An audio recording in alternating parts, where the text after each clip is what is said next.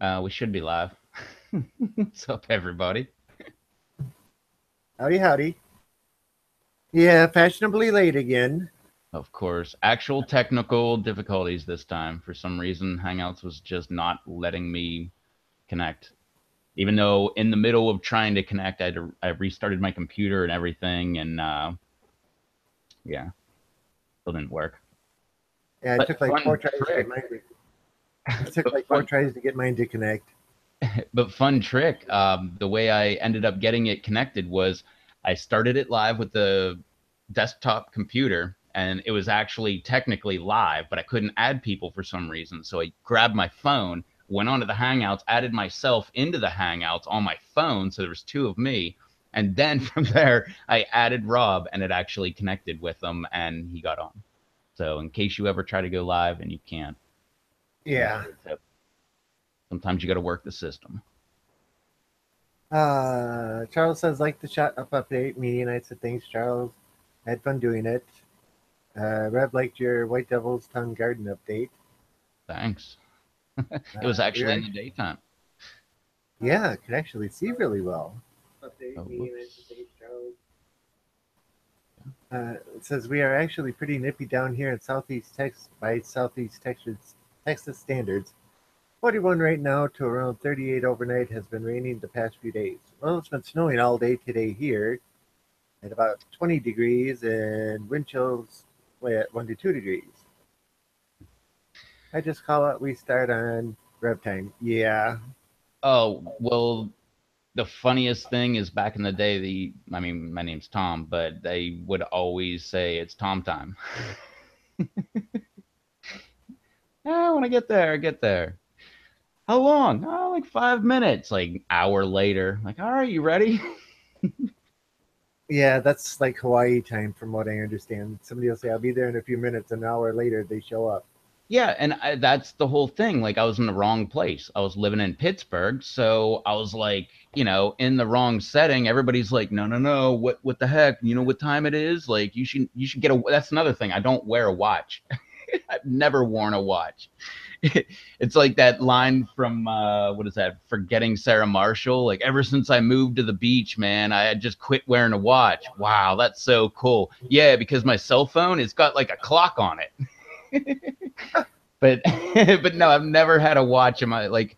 I had a Rolex, a fake Rolex. I loved it. It was my grandfather's fake Rolex because he was like that cheap that he would be the guy to have a fake Rolex and try to pass it off. And I love that thing. And even though I'm right-handed, I would wear it on my left hand. And throughout the course of doing things, I ended up I was doing some kind of woodworking thing and ended up hitting it with a hammer. Well, I mean, to be fair, I hit my wrist with the hammer too. It was like one of those deflection things where I was holding something and it deflected and hit my wrist and my watch at the same time and took the whole face off. And the last Rolex I ever owned. Oh, no. I know it's so bad.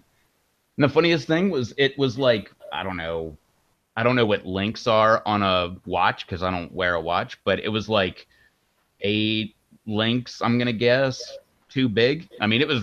I mean, my grandfather really didn't have bigger arms or anything, but for some reason it just hung off like a bracelet. I love that thing. I used to wear it all the time. It like after I think 2 days, it would be off by like 20 minutes or something, but it would like keep me on time. Oh, man. That's Kunu, Hawaiian for Yeah. Chuck. Laughing out loud. Wow, that's a great name. How'd you get that? It's Hawaiian for Chuck. That's in that movie, Forgetting Sarah Marshall. That's such a good movie. So he's asking, you gonna try that White Devil song tonight? Oh, I don't know. I put that as like a teaser. Uh-oh. No Forge. Sorry, the wife is working Christmas. Make it a 3 week month, so she has to do 4 weeks work in less than three. Office is a no talk zone. Yeah, kind of figured something like that was going on. So he may not be on for the rest of the month. Dun, dun, dun. So my update today. Somebody out of the ordinary watched it and left a comment, and I was kind of surprised. Oh, yeah, sweet. Well, why would King Star be watching my little tiny video? Who? King Star? Oh, because he's a great guy. Yeah, he actually left a comment on it, and I'm like, whoa. Yeah, he gets around sometimes. Well, yeah, he's been on here too. But it just kind of surprised me that A, he watched it, and B, he left a comment. Made my day, I guess. Yeah, he's left comments on my videos too. Blew my mind at the time. I was like, and that was like 2 years ago. I was like, whoa, what the heck? You know, in the pepper community, he's kind of famous. So, yeah. All right. So, what's going on out in the viewer land? Charles says that's a good thing, me. Yep, it is. Oh, and to finish the story, so like I lived in Pittsburgh, didn't have a watch, like was living on that kind of time, and it wasn't until I moved here to the beach where I'm like, oh, right, this is the place. Like I'll show up. I might be late, but I'll show up. Like around here, like if it's good surf or the fish are biting, people aren't showing up. They're taking the day off. They're going out there, going out fishing or they're going surfing or whatever. And I thought it was a joke at first, but it's really true. Like you have an electrician, supposed to show up at 11 o'clock on a Wednesday, and it's like, no, we got good surf. Like, sorry, he canceled the morning. It's like, what do you mean he canceled the morning? Like, yeah, no, he went surfing, or his buddy had an opening on, on a, um, well, like a boat that goes out to the Gulf Stream. I don't want to say like one of those, like a yacht or anything, but a big boat that'll actually go out in the ocean all the way to the Gulf Stream, which is only like I think 60 miles from here. I think technically 60 miles that way That's still quite from a ways.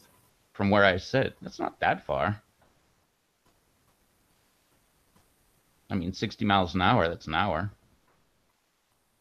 Yeah, but how many votes get up to 60? I don't think they get up that fast. I think it's something. I don't know. They're always talking knots and stuff. Nobody knows what the heck a knot is. But nobody even like attempts to like put a conversion up. Like a knot is blah blah blah mile an hour. Like they don't even attempt. They're just like, nah, it's like 30 knots. But I don't know. I would say some of those boats probably do like 30, 45 mile an hour, maybe. Yeah. I mean, they got, well, the little ones have like twin 200s outboards. So the bigger ones have like, like the multiple diesel engine with the multiple drives on them. Okay. Yeah. Lay down. Charles says I moved 13 overwintered plants into the garage for the weekend until these lower temps go bye bye. Yeah, I don't blame you there. Getting down into 30s, that's pretty bad. I'm starting to get a little worried. Hey, come visit me. I'll show you cold weather. The wind was No, just I used ripping to live in today. Pittsburgh. I know all about cold weather. That's why I got out of there. I moved south. And I want to move more south. The only thing I will say is I think it might be perfect right here, actually. Only because we actually get like a, I know people in the north would say that's not a winter, but we actually get like we'll call it a freeze. There we go. Not a winter, but we get a freeze and it kills off bugs and stuff. So I don't know. The more I'm thinking about it, because the more I'm like, oh man, I have all this yard work to get done. And it's not until like around now where I'm like, I should go out there and start doing that yard work because I know I'm not going to be running into a snake because they are everywhere when it's warm out. Yeah. Hey, BD says, "What's up, everyone?" Oh, what's up, 80 beats? Hey, Brian. Good evening, gentlemen. It is. Is it still Gentlemen, warm we up haven't there, talked Rob? No. I saw your video this morning. A little chilly with that wind. Yeah. Yeah, I was shivering most of the day. It was like anytime the door opened, you get a gust of cold air. if both doors are open at the same time, and it's like, oh yeah, and it's not even officially winter yet, is it? Nope, not for 15 days. That's my Ah, favorite. That is actually one of my favorite days of the year. Is the first day of winter, as dumb as that sounds, because that means it's only going to start getting more and more light from that day on. oh, so the winter solstice, you mean? Yep. Yeah, That's the only thing I can say good about winter. Well, that and it kills bugs. yeah. Bugs move indoors here. I forgot to knock down those hornets' nests. You got time. Or actually, no, what I need to do is what my plan the whole winter was, and I never really got around to it because I didn't have a little piece to spare. I didn't want to like unroll some and like cut a little weird 1 foot by 1 foot area out of, a piece of greenhouse that will cover the entire top of the greenhouse. But I wanted to take like just a 1 foot by 1 foot piece of plastic and go in there because it was right there on that corner. And I wanted to go in with a staple gun and just staple that little piece of plastic down. That way, I'd have a barrier between me and the wasps, so that they would see me, but they wouldn't be, even if they flew at me, they'd hit the plastic and then they'd try to regroup and stuff. And I thought about it, and I'd do it at nighttime, and I wouldn't turn any lights on. I would go out there in the dark, leave the door open in case I had to run out of the door, and just put up the plastic, staple it in, like do the top two corners first, then the bottom corner, and if I could fit in any more time, fill in the spaces. But I never got around to it. Well, mainly I didn't get around to it because I was like, if I'm going to do this, this is funny enough that I should probably make a video about it. And if I make a video about it, I'm probably going to leave the door closed. That's going to make it even more funny. I'm just going through all the things, but then I'm like, then I need a light, but then they can see me. And I was trying to figure out a good in between, but never ended up getting around to it. And now they're gone. Oh, sad.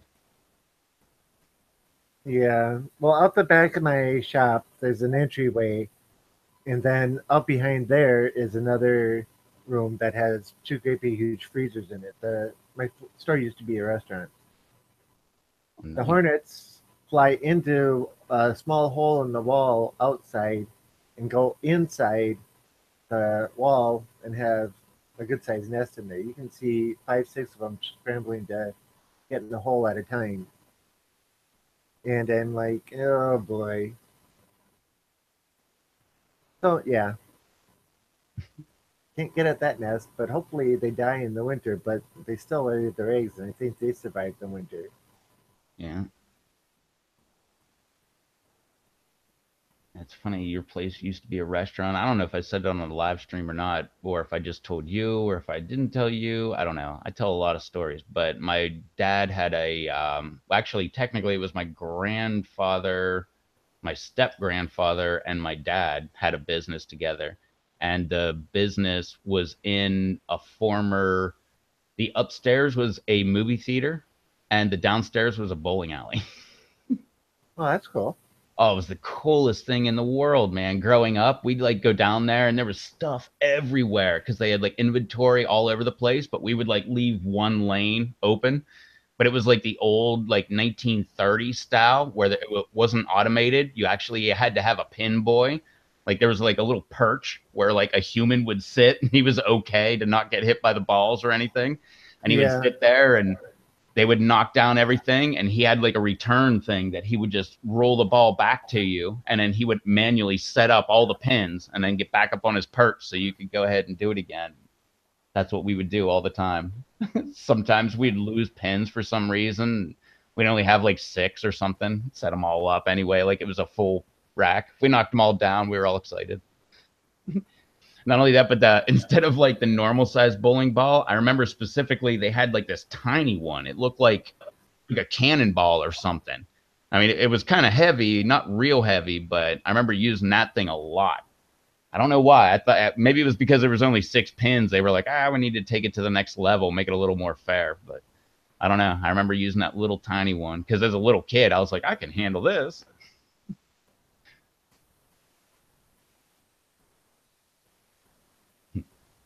So we have, and I don't know if I want to read all of the chat, but we have a bunch of people subbing back and forth to each other, and that's pretty cool. Brian Huff says, "Thanks, Chad. Subbed you back, but I'm waiting for to get a decent camera before I start doing videos. I want to have one for spring planting and some other ideas." Well, Brian, my camera that I use for my main stuff is not exactly a quote unquote good camera. I only paid like $200 for it, so it's all in what you get, I guess. BD says, "I noticed a Well, big sale I've at I've said this over and over again. I got this thing only because it's a waterproof camera. It's a what Fujifilm. What's the other name? Got two names. It's always weirding me out. No, it's a Fujifilm. No, Fujifilm X or what is it? XP70. It's waterproof. It's got like this goofy little waterproof gasket door type thingy on here. And like right now, I have the lanyard looped around there because the actual thing popped off. So it's not, I wouldn't trust it underwater, but I've had it underwater. Works great. And I paid like, it was like $170 at Walmart.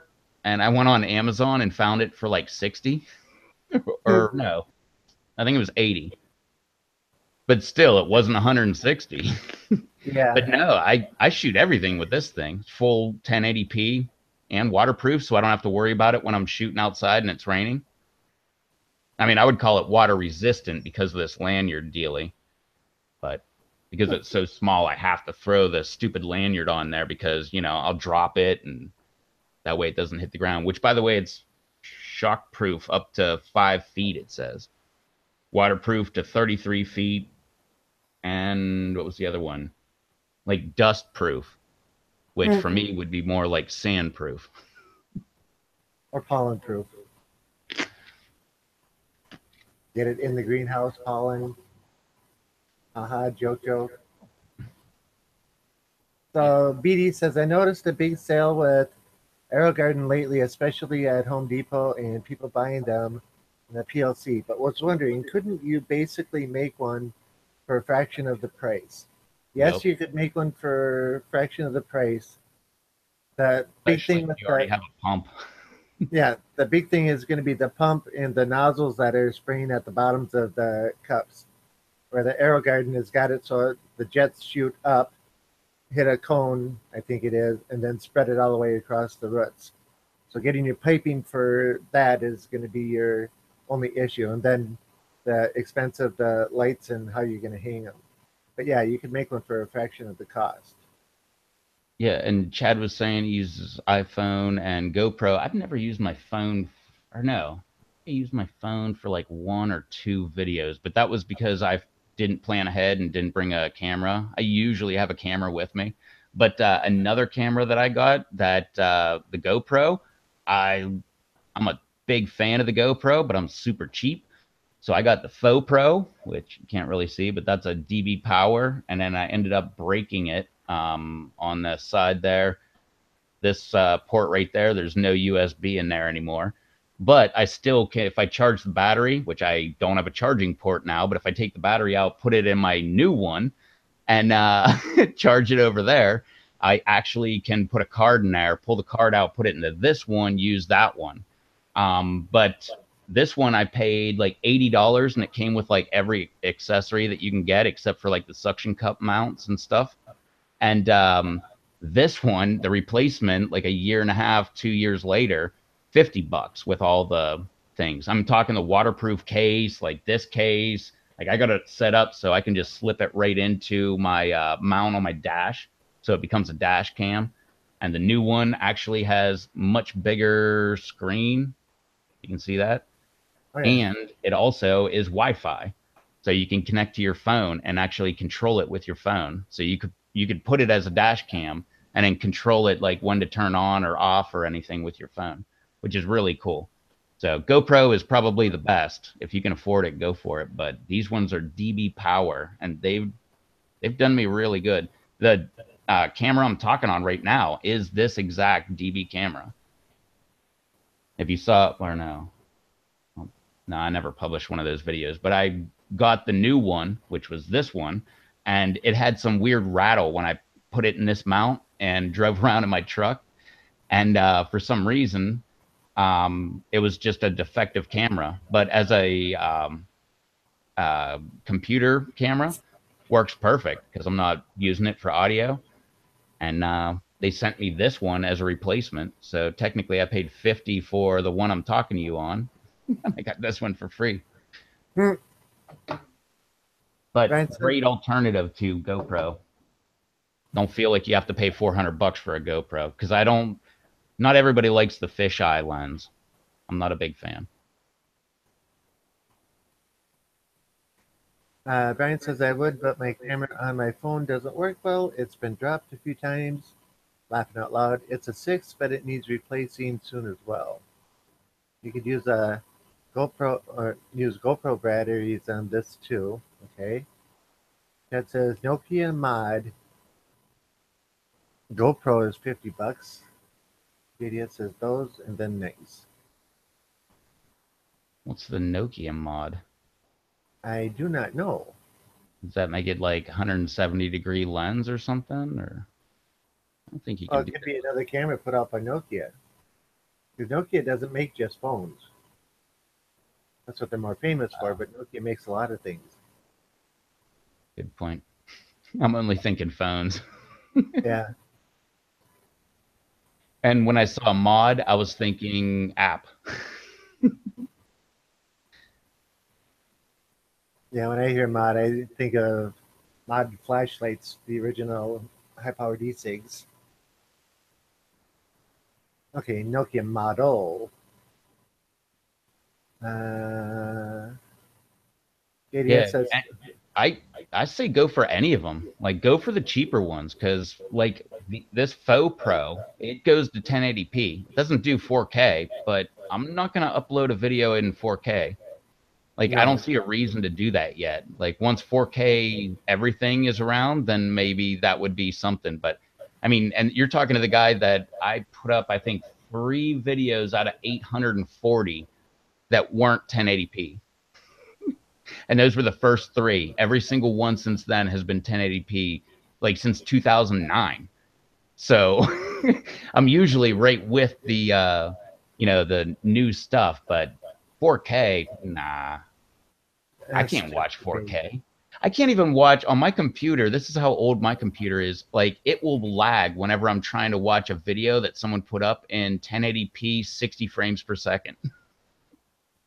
It'll Yeah, it'll play like 5 seconds and then sit there and like spin and spin and spin and go. And then usually I'll just bite the bullet and be like, all right, fine, just go back to 720.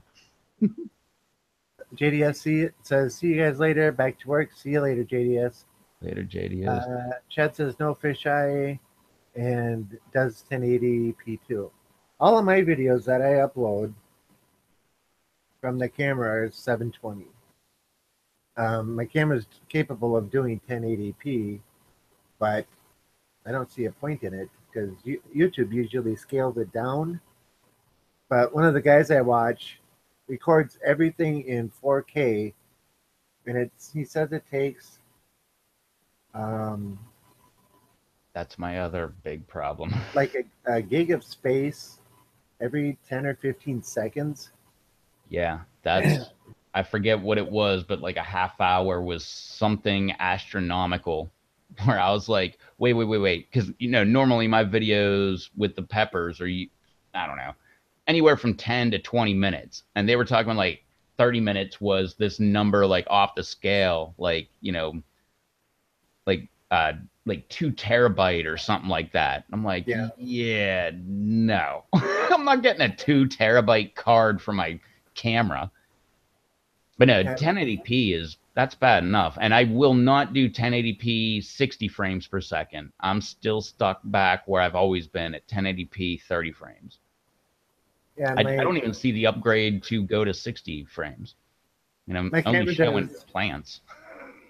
my camera does 720 30 frames per second is what I choose to do it. And then my other channel I do it at 720 48 frames a second. And I don't see a difference between the two of them. So, but yeah, the guy I was talking about who was recording in 4K, like every half hour he has to stop, turn the game off, unload his SSD drive onto his regular hard drive, clear the SSD, and start recording again because it's full. And he's got a terabyte SSD drive. And Yeah, ain't nobody got time for that. yeah, I've got an SSD drive and it works just fine for recording, no glitches and no hangups on it. But my average videos are probably between 2 and 4 gigs for the other channel. My ones here are usually about 600 megabytes. That makes sense. I think mine's usually like 1 gig, 1 to 2 gig, and they're like Yeah. 20 minutes. So if you're like 40 minutes, and that's about double. Yep. Let's see. Charles says I need to figure out how to get this live stream set up, so maybe one day I can join you guys. Hey, If you've Rev, got tell Google them Hangouts, that's all you need, if you can hook the phone up to the computer so that or you the can see GoPro. yourself, Yeah, or or the you, GoPro. That's what I'm using right now. I just plug it right into the computer and went on my faux pro. I'm sorry. I don't know if GoPro is exactly the same, but whenever I plug it into the computer, it just says, do you want to use it as mass storage or do you want to use it as a PC computer? And I just pick PC computer and bang, it works. And then on how about Google PC camera? Hangouts, what's that? How about PC camera instead of PC computer? Yeah, PC camera. That thing. Just to avoid any confusion. Just like Rob said. Yeah, because I use just a $20 Logitech webcam. That's all I'm using at the moment. I never had a $20 webcam since 2002. No, 2003. Or no, yeah, 2002. Yeah, I had this little like pen camera thing. It was like you could record like, oh, what was it? It had internal memory. It was like you could record 5 seconds of video or something like that, or you could use it to take pictures, and then you could plug it in USB, and it could also become your webcam. That was the last time I had one. Yeah, But you'll need a with mic. your GoPro, the microphone's built into it. Uh, Is Again, it? I don't know anything about GoPro because I don't have one, but my Faux Pro does not. Well, I also have a microphone plugged in, so maybe the microphone would pick up on the Faux Pro if I didn't have a microphone plugged in. But my Yeah, microphone gets picked up by this. the only thing you're going to have to be careful with is um, the microphone picking up your speakers from the computer. You get a feedback. Like we get a feedback every once in a while. And I don't know if you can hear mine or not, but all I hear is Rev talking. I don't have the actual chat going, so um, camera on a laptop. How about a camera on a laptop? Not sure how great the audio would be. With the camera on the laptop, uh, that's what Devin does, and he switches between his laptop and his tablet. The laptop has a lot better um, camera to it, but he uses an external microphone and external headset to keep the sounds separate. He doesn't have to use the headsets, but he does it because there's other people in the house that are trying to sleep and stuff. So you have to just try it out. And Alex shows up. How's it going, everyone? Busy night at work. What's up, Well, Alex? that's a good thing. Chad says, "Sub you, Alex."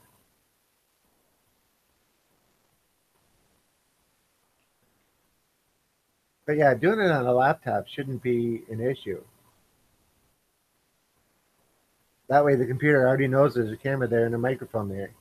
You might want to get a separate microphone, but I don't know how good the microphone on that computer is. Oh yeah. Um, I well, no, I would trust my laptop. That thing's like, oh, I don't even know, 10 years old, 8 years, not, yeah, 10 years old. I don't know. It had to be like 2 or 3 or 4 years old before I got it, and I've had it for definitely in 2012, probably 2010. Yeah, so 7, 8 years, something like that. So it's probably like 10, 11 years old. I'd trust that thing. I still use a laptop that has XP on it, and I have another one that has Vista on it that I still use. Oh, I wouldn't be using Vista. If I had a computer that old, I definitely would just go ahead and say heck with Windows and just go ahead and switch it to Linux. All I use it for is watching videos. That's it. Maybe search for something online, but that's it. Sits next to the hot tub, so I sit and watch videos, and then they're soaking. So yeah, Alex says I might start making videos again when I build my new greenhouse. Well, why don't you start making videos now? There's always something to talk about. Grandmaster level. I'm not familiar with that name, but What's hi. up, Grandmaster level? What's shaking, I guys? What'd you I see? believe What'd you get? Pro was gonna get in touch with you, Grandmaster level. He was interested with the lights because he's in Canada as Oh, well. that's right. Yep. He was asking the time after you were on. He was asking like, "Wait, who was that guy again?" I was like, "Oh, that's Grandmaster level," and I gave him your channel and everything, so he should have subscribed to you. I got some. Yes, I can say this, can I? Right? Says if I want to, then go ahead and announce it that Dave is not going to be here tonight, but he'll be here on Monday. And I guess we're going to auction off a chip on Monday. Uh-oh. Yeah, so I asked him what kind of chip, like Crimson Blaze chip or the one chip challenge, the Pocky Carolina Reaper chip challenge. And he said the Pocky one. But then I guess after New Year's, we're going to do the Crimson Blaze. Huh. Yeah, so breaking news. Dave, you've been watching me playing with my phone. That's what's going on. Dave just announced that. Yeah, Oh. pray for Dave. If you want the one chip challenge, Monday, Monday, Monday. That'll be fun. Charles says, yeah, well, Charles says, I have a laptop that's less than a year. That's good. Currently, I watch the live stream on my TV and then chat via tablet. Chad says, hey, GMI, talking cameras. Alex says, my current system is in final setup on my flood tables. Okay. Alex, hashtag pray for Dave. Silver or Charles, hashtag pray for Dave. That hashtag pray for Dave. Absolutely. Charles again. I've already done the challenge. Uh-oh. If he could get set up, he'd be an interesting person to talk to. You do it again. Actually, I think anybody here would be interesting. Who wants to join us?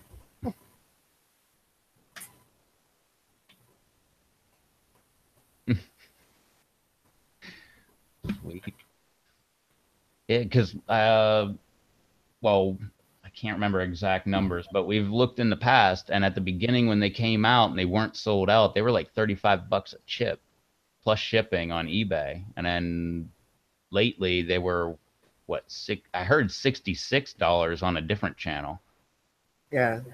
When I looked one night we were talking about it, I think the lowest was like 70 and the highest was 115 on bid. What the heck was that? Because they ate multiples. I think they ate like three or five or something, but it was like $400 worth of chips or something. It was Well, something insane. look at when Johnny Scoville did the 20 of them. Well, he probably got in early. He probably like ordered them, and I don't think he would be the guy to be like, yeah, 66 bucks a piece. Yeah, I want 20. He seems like the guy that get in there early and be like, "What? That's coming out? I'll take 20 of those suckers." Yeah, because I know originally when they first originally came out, I was gawking at the 5.95 for the chip itself on eBay. I'm like, who's going to pay $6 for a single chip? Well, I I'm think looking the at it. regular price is 5. I Yeah, think from Pocky it's like 4.99 or something like that. yeah. Yeah, that's how late I was to it this year. Last year, I was on that right away. I was emailing them. I've said this so many times. But this year, no. By the time I saw my first Pocky one chip challenge, I was like, "Whoa, I forgot about that thing." And I went to Pocky.com and they were already like, "Yeah, we're sold out. Sorry, try next year." So I was like really late this year. Yeah. Charles is saying that's crazy. A viewer bought them for him, Johnny Scoville. So Nice. Johnny Scoville didn't do it, but Well, 20 at $5, that's $100 yeah, plus shipping. yeah. Dang, that's a nice viewer. You know, I almost guarantee if he would have contacted Paki, with the exception of them being like, "Oh man, we only have so many, and we want to like maximize profit so we can like make more of them next year because there'll be more buzz." You know, besides that, if they actually wanted to get the word out, and Johnny Scoville wrote him a email like, "Hey, I was thinking about trying 20 at one time on camera, no camera takes or anything, and thought, wondering if you would just donate them or anything." I almost guarantee if they wanted publicity, they'd be like, "Yeah, definitely. I don't care who you are. I'll send you 20." But you never hear people talk about the Pocky ghost pepper chips. You can go I into did the a store and video buy about it. those. Huh? I did a video about it. Yeah. But I'm just saying everybody's talking the Carolina Reaper chips when you can go buy a bag of the ghost pepper chips. I can Oh usually no, get through 3 or 4 of those chips before I have to stop. no, they only hit our area for like a very limited time. Like they were there for like maybe a 2 month window. And by in my area, I mean the ghost pepper itself, chip, and that was in the grocery store. They also had not the salsa verde, because they had that at Walmart, which they still do, and I believe Harris Teeter. But what was the other one? It was ghost pepper. It was, I believe, the jalapeno and the what was it? Cheddar, nacho cheese, or whatever. It's one of them. A But friend they of were mine only bought, there. I don't know. Though all three of them were probably there for like 3 months or 4 months or something, but the ghost pepper was only there for like 2 months. And once they sold out, they were gone. They never came back. But they because were cheap. They were on sale. and Brian says nothing until the fall of 2018 for the one chip challenge chips, and says just check the website and just bought 2 more bags last night. The ghost pepper Pocky chips. I eat a bag of those at work every few days. They're Wow. BD says I've seen those ghost chips at Walmart. Brian says we have them at Walmart. Charles says two not eighty bad. nine a bag in Ranch. Yeah, one of my favorite things. Well, I think I was screwing up the entire time, so I would have to do it all over again. But Dave told me that one of his favorite things was put them in, like crumble them up and throw them into some scrambled eggs. And I was screwing up because I would do it like right at the beginning, and they would get all soggy because they were soaking in the egg and everything. You do it like right at the very end, like add a little cheese or something, so everything's melting together, and then you add them. That's the way to do it. Okay. Actually, I did a video about that too. the, the ghost pepper eggs. But yeah, no, I totally made them the wrong way. Because if you do them the wrong way, they taste like they kind of, well, spicier, but they taste like you took pieces of a taco and like put them into your, got them wet and then put them into your scrambled eggs. Yeah.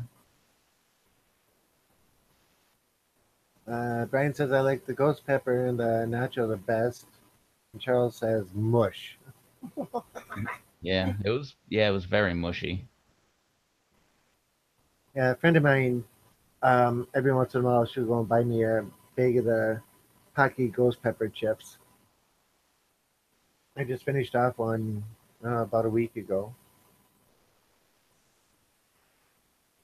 They're not as hot as you would think, but you know, 4 or 5 chips, and yeah, I'm tingling enough to where that's enough. So a bagel lasts me a good few weeks. And if you look for those ghost pepper chips, Pocky in general, they are like all organic and all that stuff. So if you've got like that expensive grocery store that you don't go to, you might want to check there. Because I know like ours is Harris Teeter, and if you go there, oh yeah, they got Pocky. They got like Salsa Verde. They got or no, not well. I think yeah, they're both at Harris Teeter and Walmart. But they've got like a couple, like the Nacho and something else. But they don't have Ghost. But if your local health or not health, but you know what I mean, more expensive grocery store, A high end grocery store. yeah, ones that have organic vegetables, Yeah, that not would just the be section called vegetables. yeah, the separate section for the organic stuff. One of our grocery stores has that. Gonna look for those ghost chips. I like them. Uh, kick your uh, backside. I don't want to say ass, but kick your ass. Uh, ghost pepper peanuts are pretty good too. Oh, that's the name of them. Yeah. Oh, I mean, you're not allowed to say their name. Well, yeah. One of the farm and fleet stores here in town carries those. The only place I can find them anywhere. I had if you ever seen Hot Ones, one of their sauces, I'm pretty sure it's still on the this year, but Da Bomb, or no, it's not on this year, I don't think. But last season it was Da Bomb. I have Da Bomb ghost pepper peanuts, but Hmm. they're I mean they have a seasoning over the peanut, so as much as it can be coated, that's how hot it's going to be. Um, they were kind of hot, and if you like turn them upside down and shake them real good, and then flip them back over and shake them a little bit, and then open them up and start eating them, you get a good coating on there. But I will say, my cousin who didn't like hot things at all, he was munching on them. He's like, they're kind of addicting. They got like a little heat to them, but they're not that bad. Yeah. Yeah. The kick your ass ones. I can usually eat about 5 of them before I have to quit. Oh, he was eating like handfuls of them. Yeah. I mean, See, he'd only Devin eat can like do two, that. I three can. at a time. He would throw them in his mouth and then chew them up and like wait a couple minutes, maybe take a drink, and then he'd grab like two, three more and toss them in. Yeah. See, that's what Devin does. He'll take form into his hand, pop them in, and I'm like, I might want some of those. Oh yeah. Puts the cover back on, doesn't eat them again. Well, I didn't mean stop eating them. Just leave me a few. Well, Ah, the thing that I find funny is he's like, I don't like hot things. His mom likes hot things. His dad likes hot things. His grandma ate more hot things than a majority of the people I've ever seen. Like we would go to like this one place, they had their own specialty like wing place. Or no, it's actually like a well-known restaurant, I guess. PDX. I guess it's something out of Portland, PDX meaning their airport code or whatever. And but we had a branch here and it was called PDX. And they had like all these wing sauces and everything. So my aunt's like, let me try the hottest sauce that you've got. And they brought it out and like let her actually try a little tiny bit of it. And she's like, it's just hot. There's no flavor. Like that was one of the quotes I remember her saying. So like that's his grandma. And he's like, oh, I don't like hot things. Meanwhile, he's like tossing ghost pepper nuts in his mouth and it didn't sound good, but uh, Jed says Fresh Time Grocery. That must be the that the grocery name of store. the high end grocery? Because that's a Yep. good fresh time. And Tom says, I actually want to go to the Paki plant. It's only 2.5 hours away. I'll find out if they have tours. Yeah, and find That should out be if you can interesting. go like a week before they actually release the one chip challenge. Maybe you could actually grab them there and maybe it'd be cheaper. They don't have to export them or anything. You could grab them, maybe they'd be like $3 or $4. I doubt it, but it's worth a shot. But I'm thinking if you could get in there and see if you can bring a camera with, that would make for an awesome video. Yeah. If you could get inside the plant and have them show you where the one chip challenge are made and everything else, that would probably be a good million views there. Okay, I might exaggerate a little, but you know what I mean. You know, $5 a chip individually wrapped. I wouldn't be surprised if it's like just a little station where one dude is just sitting there with like a big knife, like cut up like the tortilla and like throw it in the fryer. And as soon as it comes out, he's like coating it real good over like, one little thing, like just setting it right in the chip and it automatically seals up. And it's just one guy doing that entire thing and all of And a this full, one chip challenge. and a full hazmat suit Yeah. with that Nah. Real external air man. supply coming in. Real man. He just sneezes every, 30 seconds or something. He turns Yeah. around. It's no big deal. He's got a Brian's sneeze but guard right behind him. He just sneezes into that. It's like a little like mask cutout. You just like sneeze into it. It's like a Kleenex, but like with a face cutout. You sneeze into it and it just balls itself up, drops it into a waste basket, puts a new one in, ready for 2 minutes later. yeah, I couldn't be doing that part manually. I could see doing it by machine, but you got to Yeah, have a maybe. face mask and full gloves and eye protection, everything else on. I don't know. Yeah. Brian, you might be right. They might have kept the bomb and took out Mad Dog because I don't remember Mad Dog being in there anymore. I was just trying to remember the last couple videos that I watched from Hot Ones, and I don't remember it in the lineup, like being that little guy towards the end. Because wasn't it like third from the end or fourth from the end? It, yeah, because their Hot Ones is the other little tiny one that I always see in the lineup. Is the ones that stick out. Oh, maybe that's if anybody makes hot sauce, maybe that's like a selling thing. Maybe make them use the shorter bottles or something. Although I don't remember if they have the bomb, so maybe that's a bad idea because obviously it didn't stick out that good. It's worth a shot. Uh, Sometimes you swing and you hit, sometimes you swing and you miss. Kyle's is gonna email him, and Chad says that's Silverburst 80. I'd watch and share that video. And Charles says I'll find out. Cool. He's at it again.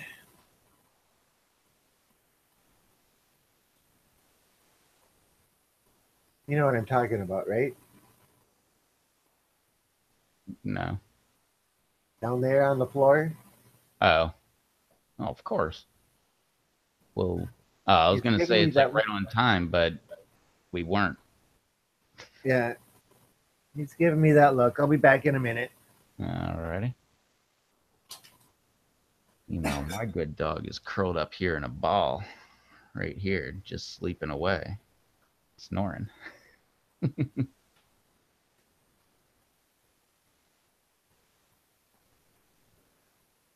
Okay.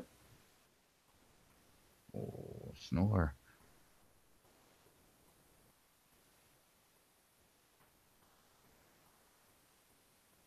So, Chad, you've got a wrench. You can throw your YouTube link. This is to everybody that has a wrench there. You can go ahead and throw your YouTube link up there and let everybody know how they can find you easily. If you don't know, you can just go beside anybody that's chatting. There's those three little dots. You click that and then go down to view channel. And if you clicked it, if you don't like right click it or anything, if you just click it, it'll automatically open a new window and go to their YouTube channel. And then you can subscribe, watch all their videos, thumbs up, all that stuff. Forgot to mention that at the beginning again. But to be perfectly honest, I forgot that since the very beginning. That was like the whole reason I wanted to start this thing in the first place. So we'll get there. Growing pains. Kind of like today, just didn't want to work. Never did find out if Devin's coming on.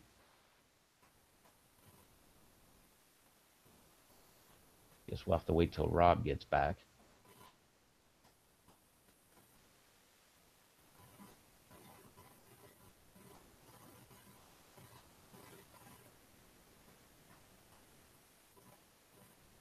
All right, and I haven't watched it yet, but Dave just had a new video that popped up. The what is that?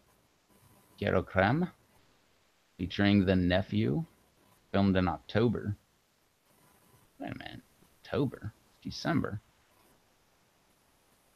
It took a while. I got to get on him about his editing.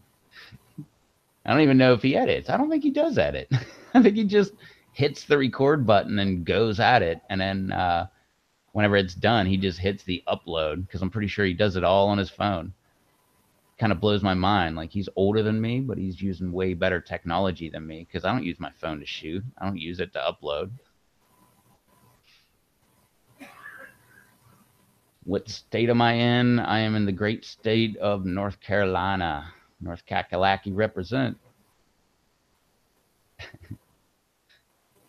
I've, I feel like I can say that. I've almost lived here more years than I used to live in Pennsylvania. So I lived there for 21 years. I've lived here for almost 18 years. So we're coming up on both the ages, the smoking age, the drinking age. But yeah, lived there to the drinking age and then smoking age after. That didn't make any sense. Yeah, Chad's gonna start his new seeds on Saturday. Yep, I still haven't started mine yet, but I don't know. I'm still thinking I'm gonna like do the same thing that I have done in the past, except for last year, and that is wait, make it through Christmas, make it through New Year's. Hey, it's New Year's, woo! And then after New Year's Day, do the traditional old, pork and sauerkraut and black beans and applesauce and all that stuff. And then the day after that, that'll be my day to go ahead and start seeds. I think I started too early last year. And no, I did a lot of things wrong last year, but so maybe I just need to sit back and wait and think about all the things I did wrong last year. Think about how I'm going to fix all them.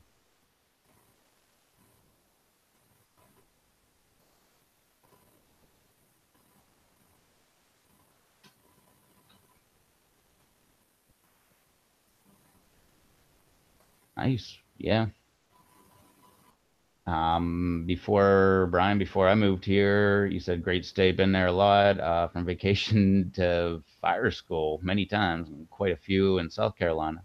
Same here. I grew up, my grandma actually moved from Pittsburgh to, oh, I don't know, which way am I here?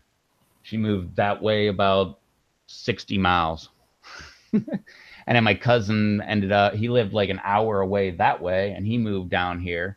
And then just because there were so many relatives in the area, then next thing you know, I'm here. But yeah, I used to come here. I've been coming here since like the mid 80s or something like that. Not here exactly, but here exactly, which is really, really new. I shouldn't say here exactly, but around here, some of the places are so new. I'm talking like 10 years old, house, like whole housing developments and stuff. But my parents were actually here. What would that be? I don't know, like 3, 4 years before I was ever even born. Like way back in the day, you had to have a four-wheel drive and drive out on the beach and drive up the beach. My uncle owned property up the road, and they actually had to drive out on the beach, drive all the way up the beach, park on the beach, and just walk out up over the dune. And my uncle was just like looking around. He's just like, "Yeah, I own a lot here somewhere." And because where we live, it's a barrier island, so it's constantly moving. He owned a lot that was fourth. it was like a fourth lot, which means four lots away from the ocean. And when he sold it, two or no, 4 years ago, something like that, it was actually semi-ocean front.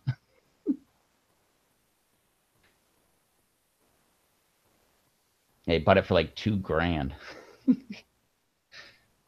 Well, in the 70s. Yeah. Uh, I see that I started some 7 days ago, and a few are already sprouted too. My video today shows what we planted the day after Thanksgiving and how they've come up. We have best timeshare in Hilton Head. Love it. Great fishing and crabbing. Cool. Oh yeah, the crabbing around here is great. That's one thing that I've missed. My brother-in-law used to take me out when he was crabbing, and it was so much fun. And we went out, I don't know, thousands of times and shrimping and all that stuff. And then right at the very end of it, that's when I was like, let me bring my camera and like record some of it. So I got a little tiny bit of it, but nothing like I should have. But man, I mean, crabbing, it was crazy. We would have like a party coming up and we would just like, oh, we got to go grab some traps. And we would go out, and him and his wife, my sister, had their license. Because normally, if you have your fishing license, you can put 5 pots out. But if you have your commercial license, or not commercial, recreational license, then you can put out blah blah blah pots. I don't even remember how many it is, but and then there was two of them, so they could put out all these pots, and we'd have a party. And we just roll out there, just bushel after bushel of crabs, dump them into a big old bucket, and bring it back in, take them home, steam them up. Hmm. Oh yeah. I mean, we drove like an hour south of here and put in at a different area, and we went shrimping, and we caught like 50 pounds of shrimp. I mean, in like an hour or two. Like it was no time at all. Not only that, but we caught so many crabs, we were throwing them back. We are like, heck with these crabs, we don't need them. We were only keeping like the giant ones. And then not only that, but we also got squid. So when we got home, we had calamari and shrimp. Ah. Yeah, makes Something me want different. to buy a boat, but then I remember the acronym. Boat stands for Bring On Another Thousand. Yep. Hey, wait, where's Susan? We talked about that with her last time. For that matter, where's Paula? Yeah. Expecting them to pop up saying, "We're here." Ah. Brian says, "I'm not much Snowboarding of in a Pittsburgh Boone. fan." Huh? BD Beat says I've been snowboarding in Boone, North Carolina. Boone, I think that's like 7 or 8 hours from me, I believe, or maybe 9. I believe like I'm on the coast, and it's like the exact opposite, like almost to Tennessee.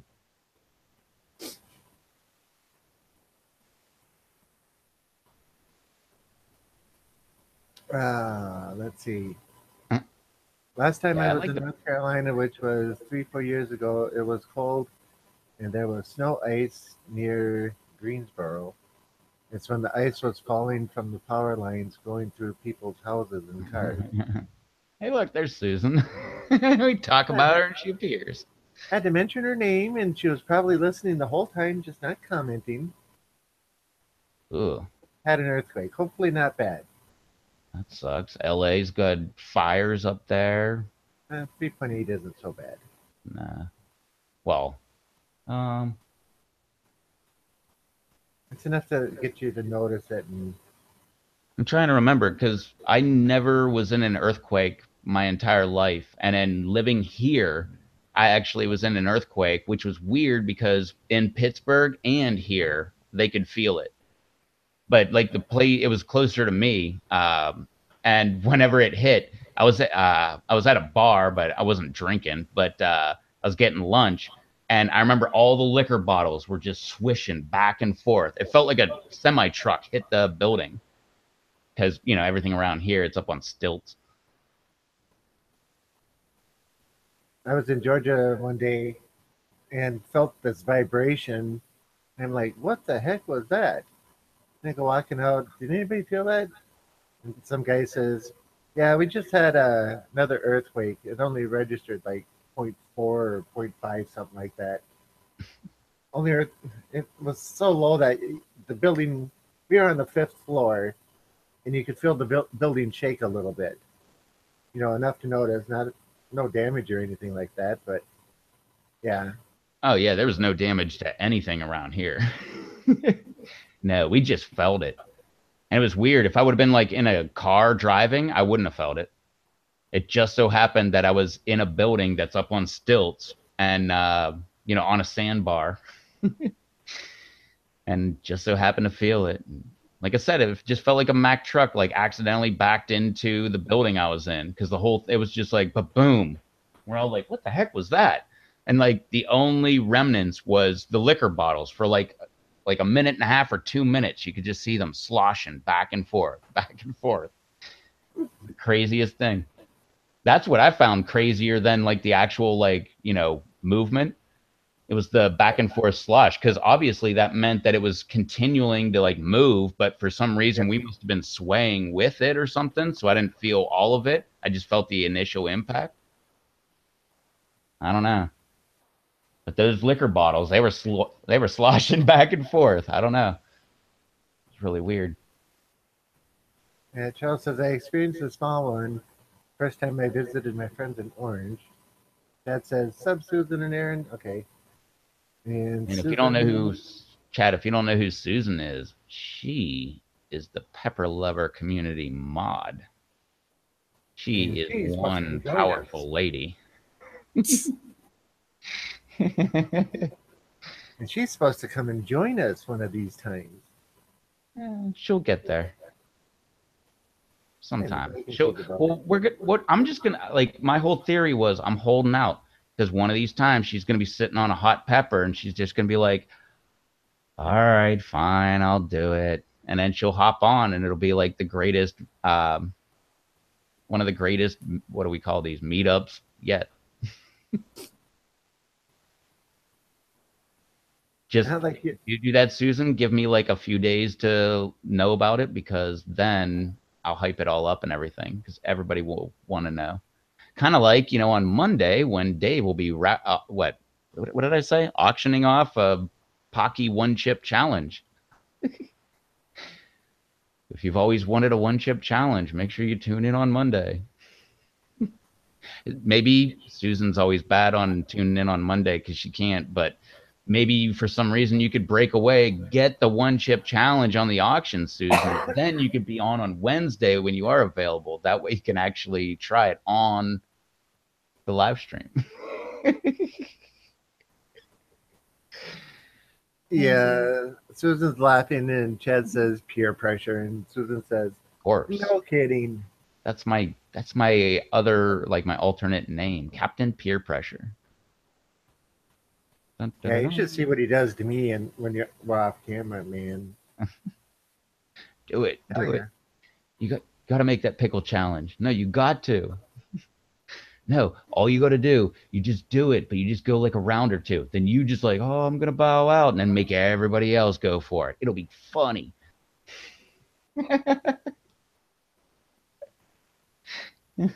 All of that's true except for go around or two.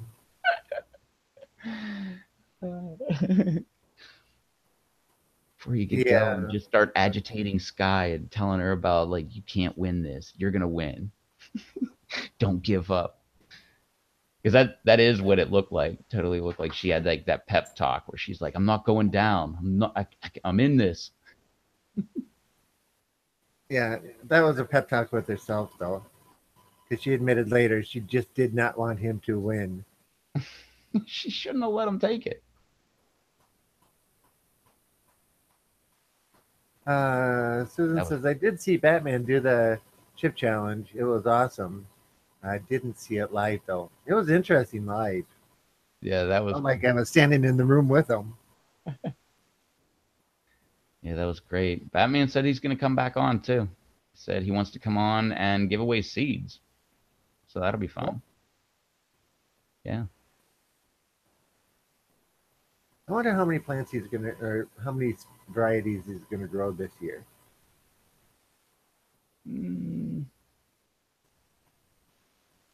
1.2 times what he did this year.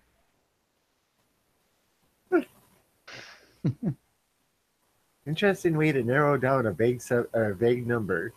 Well, he's been around a while, so he's got his stuff down. So he's probably just doing like a small, like a quarter, type increase. Not like me, where I'm like, I'll just throw down as many as I got. And next thing you know, I'm like, what do I do? Wait, that's what you did too, isn't it?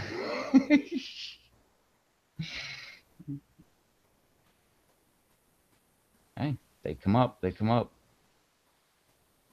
Yeah. Ah, They did look like they were coming up. yep, they're coming up good. And just I'm gonna have to till up a lot of area in my backyard if I can get some farmland. Yeah, do like what Dave does. Just make some deal with somebody that's got some extra, like some farmland, but they got a little corner that you could borrow. Well, see, that's just it. Alex, who is now working at the shop, his parents own a farm about maybe 10 miles from here. I asked him to find out if I could get a small section, somewhere that they don't normally use. And he says, well, yeah, there's lots of sections like that around. He says, let me talk to my dad. And his father was thinking about it last time I heard it, so I haven't gotten a result on it, but I'm hoping it's a go because that would be awesome. Aaron says, seed giveaway and old faces. Okay, Brian says, speaking of Pepper Lover community, I think I finally got my membership. Cool. Susan says, cool. Pepper Donkey seed giveaway. Yay. Yeah, that's a really Yeah, cool you got sticker your they sent. Pepper Lover Community membership. That was all Susan. She Yeah, sits I like there manually approving each and every person. I like the Pepper Donkey stickers that they send. Well, thanks, Aaron. Um, when growing, do you all prefer one huge pepper plant or a couple medium of the same variety? How about I prefer a bunch of big ones of whatever variety?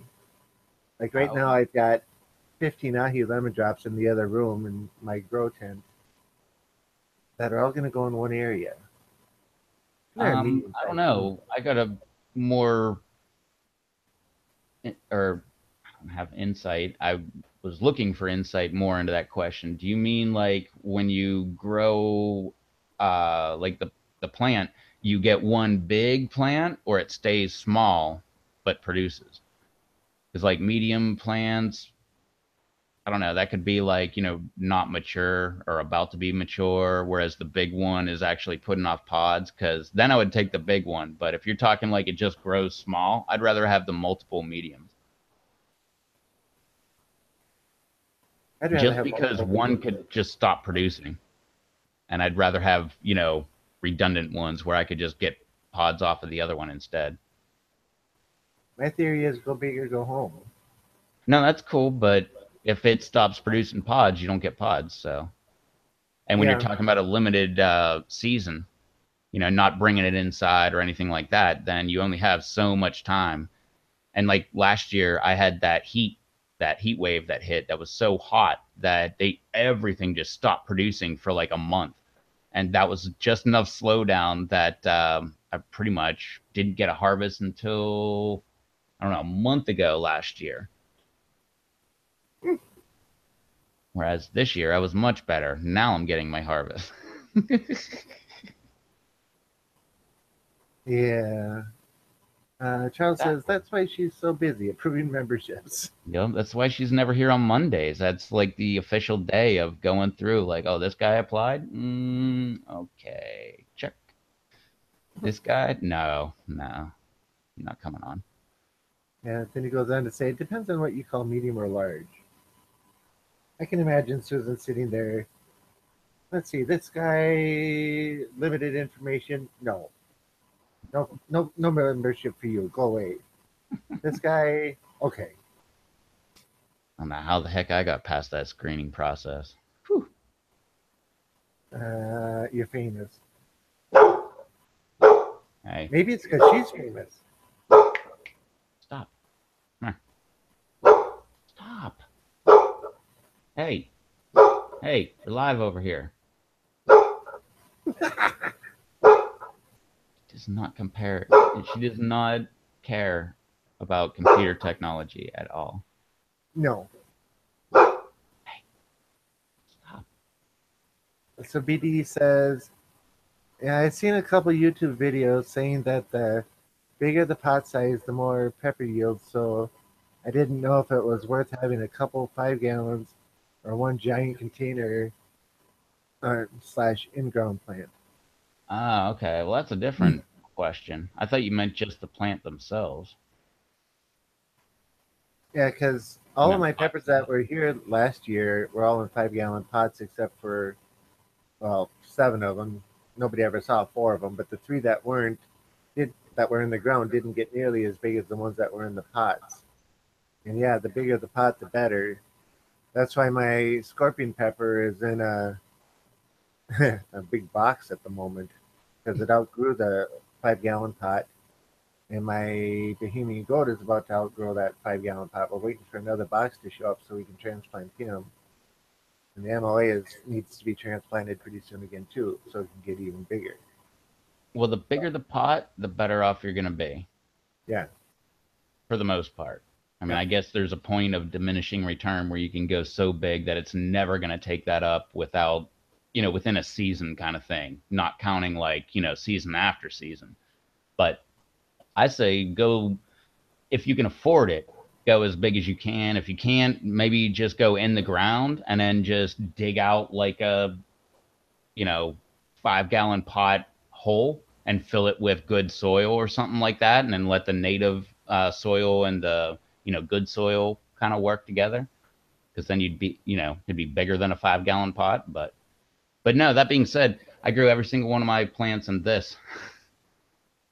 I've never transplanted them. That's all. They're all in every single one of my plants that are like 3, 4 foot tall, and that's all the soil they have. That being said, they've got hydroponic solution below that, but Yeah, that's all the soil that all of my plants have, which is I don't know. I'm guessing 16 ounce. those are 20 ounce. Let's see that. It says C-160, so I guess that means 16 ounce. I think that's a 20 ounce. Because solo, I think they only make 8 and 20s. I could be wrong though. Oh, this isn't solo. I don't buy solo. I'm too Okay. cheap for that. I believe the official name of these are called like red cups or something like that. They're pretty Well, bad. it works. Charles says I had 49 in 3 gallons, 5 in 5 gallons, and 2 in 7 gallons.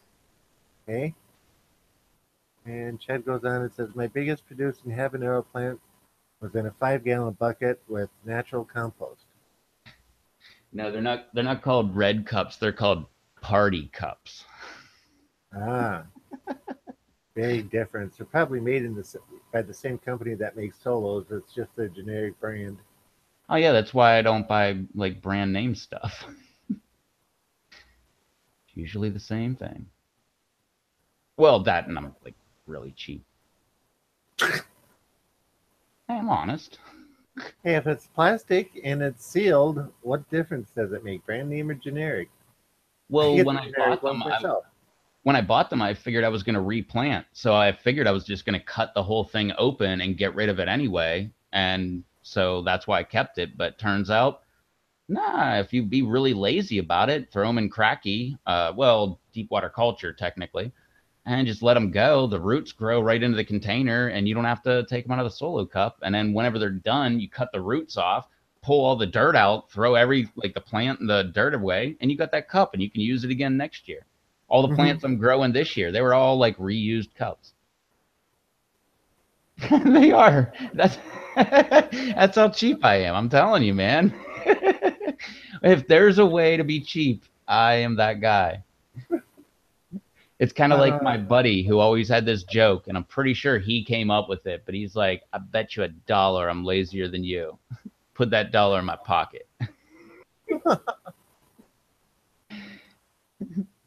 Chet says my biggest producing habanero plant was in a 5 gallon bucket with natural compost. I think I read that one already. Both of my Charles says both of my contest winners were in 3 gallons. Okay, and then Chad says hashtag cup talk. We didn't even get around to the 2 plants in 1 cup that I've got going on. Oh man, there's the flag. BD says that's awesome, Charles. At Sam's Club, they give away the 3 and 5 gallon buckets for free too. I Nice. just have to ask in the back. That's I wish I awesome. knew that.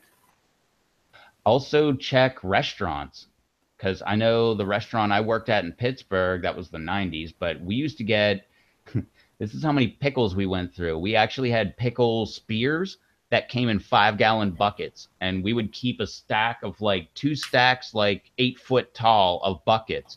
And whenever we got that many, we threw out every other bucket that we had. And if anybody stopped by asking for buckets, we would give it to them. We had 3 gallon and 5 gallon. We had tons of them. I mean, well, I use the pickle example because we would have at all times like 4 5 gallon buckets of pickles, and it would be nothing to go through a bucket of pickles a day. Yep. Around here, the restaurants charge between $1.50 and $2.50 a bucket. Oh, But so they I can go up to Menards and get a brand new one, not used, for $2.48. that's pretty cool. Yeah. From the icing and deli products, all food grade too. Yeah. Yeah. The high B here in town, my niece is the assistant manager there. And there's a waiting list for people to get the buckets out of there. You have to get on a list to get a bucket. It's Yep. just ridiculous. And that's why I was saying the like restaurants and stuff like that because they are food grade. But Yeah. I McDonald's will charges $1.50. but I will say I did pools for a long time, and you take that bucket that's got chlorine and everything in it. And I'm not saying use it right away. You rinse that thing out as good as you can, fill it up with water, and wait till algae grows. If algae's growing in there, there's no chlorine in there at all. And then you're good to go. That's my tech tip of the week.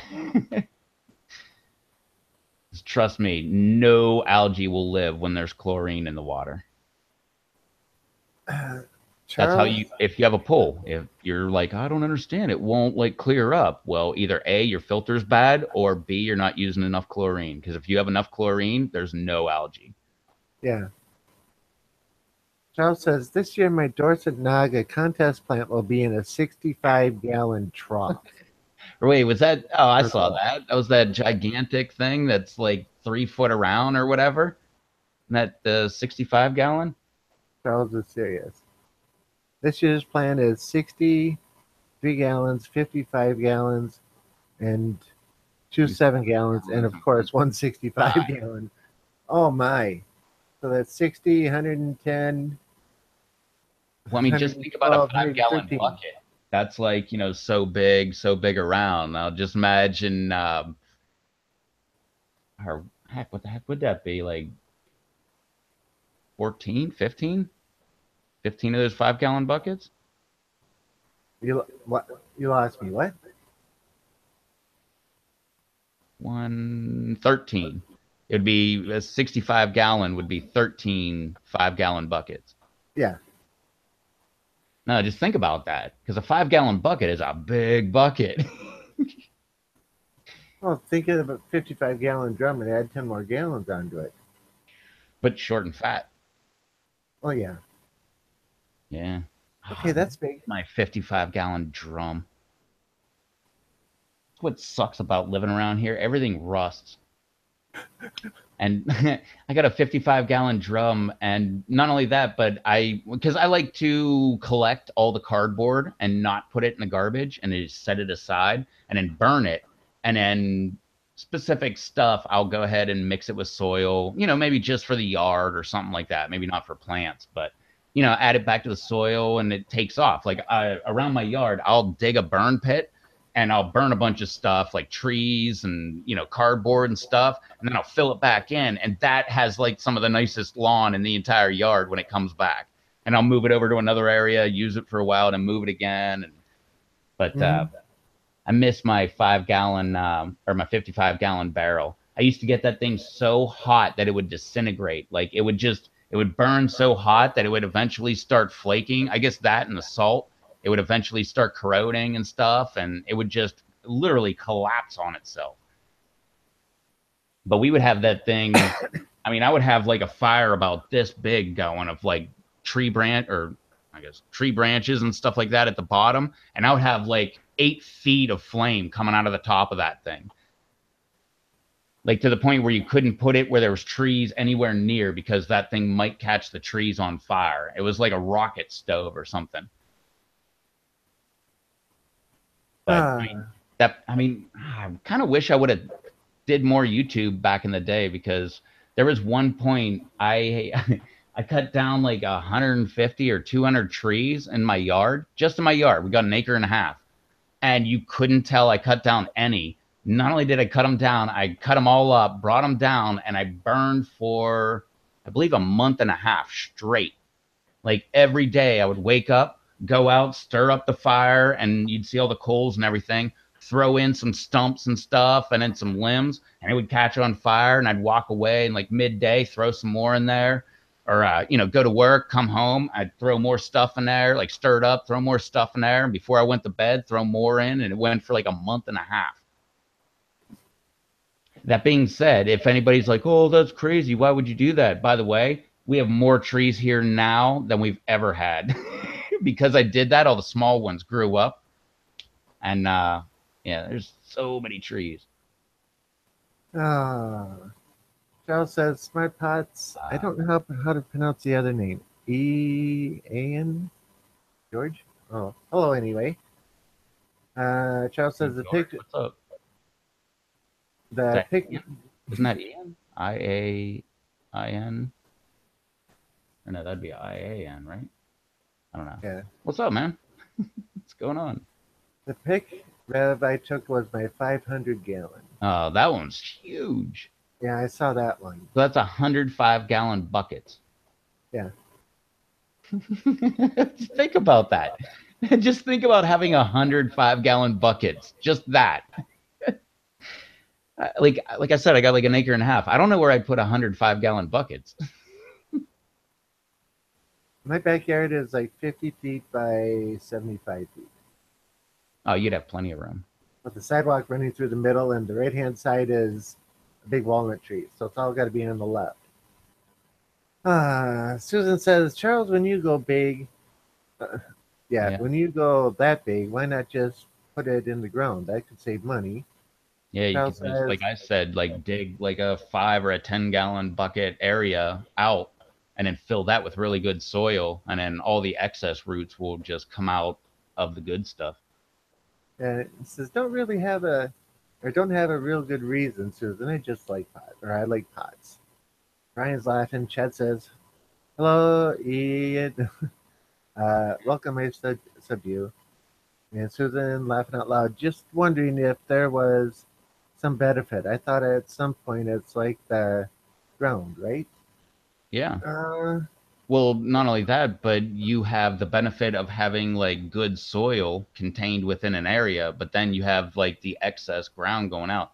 But that being said, you don't have the benefit of the smart pot thing because that's the air, what is that, air root yeah, pruning dealy on the yeah, outside. Anthony. Yeah. Alberta Pepper says, hey, hey, hey. And What's up, Alberta another pepper? thing is, in pots, your soil is looser so that the roots can spread more. So to make up 500 gallons worth of space in the ground, you would have to till down very finely, that distance to cover the same amount for those roots to go out. Uh, nah, The ground is a lot more nah, dense don't than make a their pot way. is. I mean, that could be part of like the whole argument of why, hey, quit digging. Why you would want like all that soil in one pot versus the other. It'll find its way, but it might stunt the plant because it can't actually maybe you have clay and it can actually get through the clay or whatever. Or I'm thinking again, I'm being selfish and all, but I'm thinking of my own thing, my own soil, and it's sand. So that stuff will just go wherever the heck it wants. There's no That's the thing holdup. here. That's the thing here. We have really good soil here. That's why there's so many farms and everything up here. You know why? Because when the glacier came through and made all the valleys, it picked up junk all the way along and then deposited it. Well, technically speaking, for all our beautiful Canadian viewers, um, We took it all from it them. had 19 miles of glacier on top of Canada. And whenever they started melting and everything, the glaciers started dragging all that stuff, all the good topsoil from Canada right off of it and dumped it into the Midwest. And that's why the Midwest has been our growing area because all their good soil was scooped right up and dumped down here. Yeah. Well, I live at the bottom of the hill in a valley in town. So it comes down a hill to where I am, goes up a hill, across, down a hill, levels out, then goes down to the water, goes across from the water, and then goes up another big hill. So I live in a very large valley. And it's Um, weird here because I mean, like I said, I'm not joking. I live on a sandbar and yeah. it's just a sandbar, but there's so many trees here that the leaves fall. And because of composting and everything, that turns into soil. And like we actually have a decent amount of soil on the top, but you go like a foot down and it's all sand. But you go, what did I did? I dug a well and it was 2.5 feet. I hit water. Funny thing is, it was right next to a pond, and I was like 2 feet above the pond, Yeah. or Pressure. not pond, swamp. But Yeah. because the Larger. groundwater, yeah, two like 2.5 feet, I think. I used 10 feet total of pipe to do my well point on the front side of the pump, on the influent side, the well point and Yeah. plumbing in, Uh, and it yeah. never went dry ever. It cracked and broke because I didn't winterize it, and it actually froze here. Charles says we have clay. Alex says the soil I get is better, and then goes on to say the soil I get is the Wisconsin state soil. He's in Wisconsin, right? You get okay. Okay. Great soil in Indiana, but I like buckets because they are portable when weather gets extreme. Good Very good point. point. Same Need here. that As when you're if in I the dig ground. about 2 feet, I hit water too. Yeah, it's kind of nice, but at the same time, it's not that great when it rains a lot. I would start getting nervous. Actually, well, it's been raining for a few hours right now, so I'm kind of wondering if my driveway's flooded again. That's like the biggest bummer of the entire thing. I wouldn't care if like I actually had a concrete driveway. My driveway's sand, so every time it rains, you get puddles in the driveway. You drive through it, you knock some sand out, and it just gets a little tiny bit smaller, and just keeps going down and down and down. Like we lost like a foot since I moved in like 11 years ago, no, 13 years ago, something like that. And I've filled it in so many times too. Like I've gone back on the back hill, like filled up like I don't think I ever showed that, but I took a two-wheeled wheelbarrow and I took off the legs on the front and added a 2x4 for a tongue and made it a trailer. Hooked it up to my lawnmower at first and then my quad later. And I would just drive around and like go to wherever I needed and scoop up whatever I needed, put it in there, and then drive it out front. I'd have like a mix of I'd have like pine needles and leaves, and I would just dump that in the hole, and then I would go get a bunch of dirt and then dump that over top of it so it would compost under, and nothing worked. I Oh, mean, well, yeah, I did a video about it last year when the hurricane came through last year. My entire front yard, it flooded and it had like 2.5 feet of water in the front yard. And it was like that for a month and a half, 2 months, something like that. Yeah, because that was beginning of October. And at Thanksgiving, there was just enough water where I was okay with my mom driving her Honda Civic through it. But before that, there's no way she would have made it through. Yeah, no thanks. BD says my backyard stays saturated after it rains. And Chad says 35 degrees right now. I would love to have a balmy 35. It's in the right about 20 here right now. I can't see mine. I can Those look at high my winds. phone though. It'll tell me. I'm not going to go look it up. It's been 40. chilly here all day. Ugh, that sucks. So I bet if my phone says 46, I bet my thermometer says like 50. For some reason, it stays warmer right here. I think it's because we got a big hill on this side and a big hill on this side, and we're down here in this little tiny valley. It's not like very big because the other hill is right across the street, and the other hill is like right on my back hill, and then there's a bigger one behind that. But I think just that like keeps the wind out, and just because there's not enough wind, I think the temperature holds a little higher. I could be Yeah, totally wrong. possible. Charles says I don't talk about storms and flooding for at least a year. And Alex is saying 15 here. BD Oh, says it's 72 72 would be here. great. 72 Well, I looked at degrees. my I'd have the thermometer when I doors let Murph open. out and it said 20. I don't know what the actual temp is. How the heck are you Find at out real quick 36? though. 36. Yeah, how are you at 36? You're like darn near Mexico.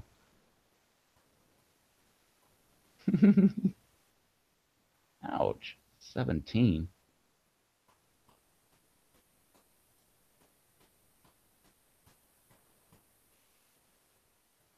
You gotta make noise. I gotta make noise. Feels like -2 right now. Yeah, I forgot about that feels like thing. Wind chill factors, man. Wind chill factors. Oh, yeah. ours, ours is 46 degrees. Real feel, 46 degrees. Yeah. It says it's Probability of rain, 80%. And it also says it's raining. yeah. That's close. Susan says we are at 36. I read that, and then she says, "Oh, sorry, 63. A little dyslexia." Oh, I was gonna And she's say. smiling. I'm like, "How can There's Southern no way. California be at 36?" Yeah, Nice. 63. But yeah, it's feels like minus. What was it? -2 right now. Is that what it said? Wind chill here, or Yeah, was it? uh, Yeah, I thought it said -2. But see what it says here. I No, talk about it like being cold, but mine I says still like live here. 50. I believe it says like 50, 51. Maybe I can pull 52 out of it. The fires make it seem like 70. Oops. Yeah, Brian says 34 here. At least it's still above freezing. there's what's the wind like out there, Susan? I know about the fires, and I heard the wind is what's really like making them crazy.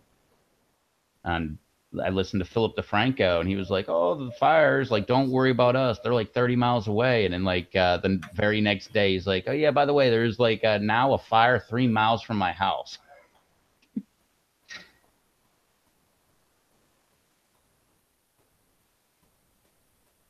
That sucks. It's just bad. And I guess that's the Santa Ana winds.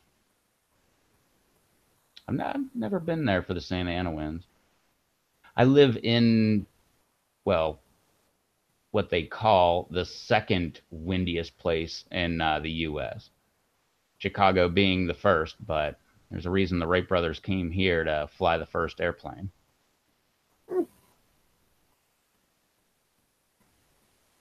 Right on that hill, right over there, right?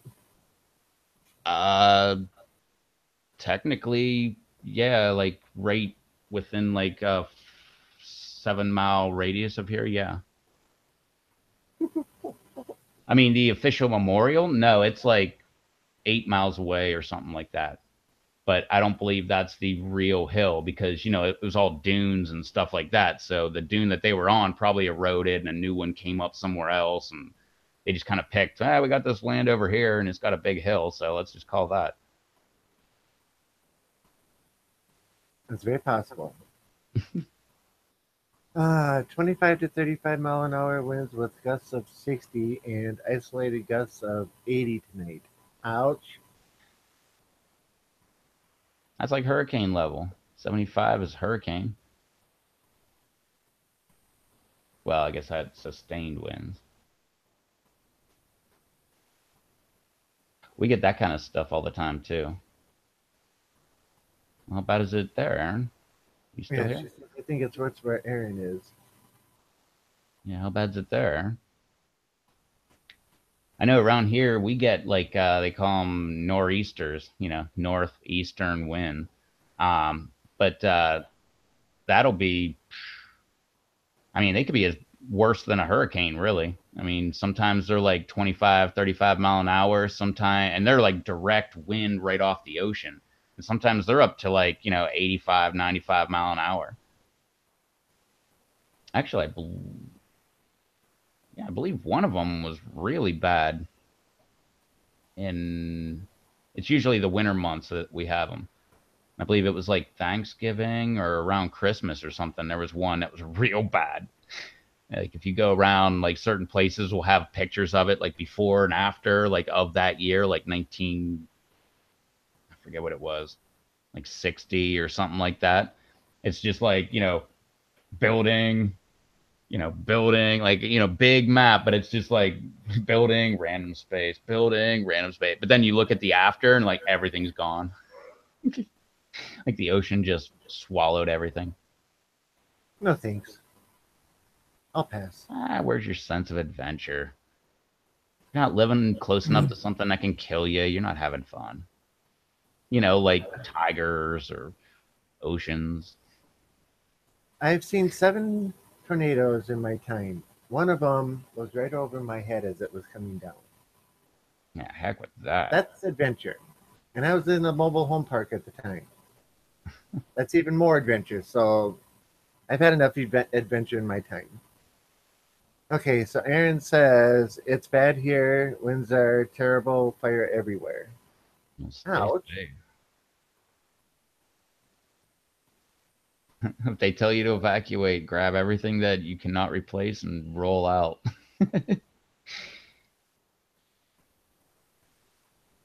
Yeah, I don't think I'd want to live in California. It depends on where. Up in the I mean, mountains where it snows? well, like right where there's fire, I wouldn't want to live there. But Northern California sounds cool. Certain places outside of LA I've heard is kind of cool. I mean, pretty far away from LA, but outside. I've been to LA once. Yeah.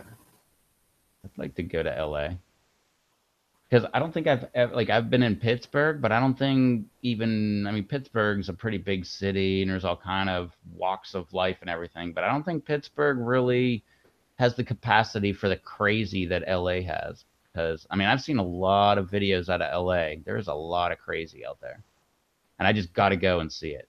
So that would be so much fun. Yeah, Minneapolis, St. Paul is huge. And you can go nuts, but I don't think it's nearly as big as LA. Aaron says, my brother was on top of my mom's house yesterday with the water hose. Ouch. That's not good. I Nope. take it for the sparks flying, right? I don't know anything about forest fires or how they spread, but I've heard people getting up on the houses with hoses to A, keep them cool, and B, put on any sparks that came flying in. Yep. Is Both of that them. correct? Yeah, you cool it down so it doesn't actually get hot and just start flash fire. Fire was right behind her house. Ew. And like I said, that stuff's scary, man. I mean, if you ever just was around like a campfire that got a little too hot, you can Done just that. imagine being that house next to the fire, that it's only going to take a little bit of time before, the plastic siding starts melting off. And then next thing you know, the plywood's catching. And I don't even want to think of Yeah, that. it's a splash point.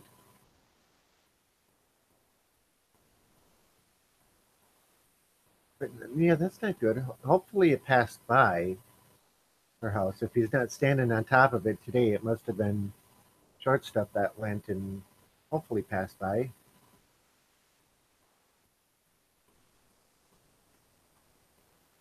The thing of that is once the fire, nah. I was gonna say the good thing about that would like is once the fire takes out like the source of fuel, it can't really come back. But geez, that's not that good of advice. Gets to that point, it might be too late. Oh, nice. Yeah, it was stopped just a couple houses up the way. Well, good. I'm glad to hear that. Yeah.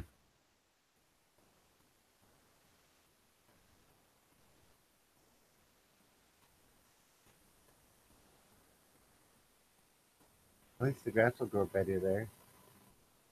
What's that? I said, at least the grass will grow better there. Sorry, bad joke.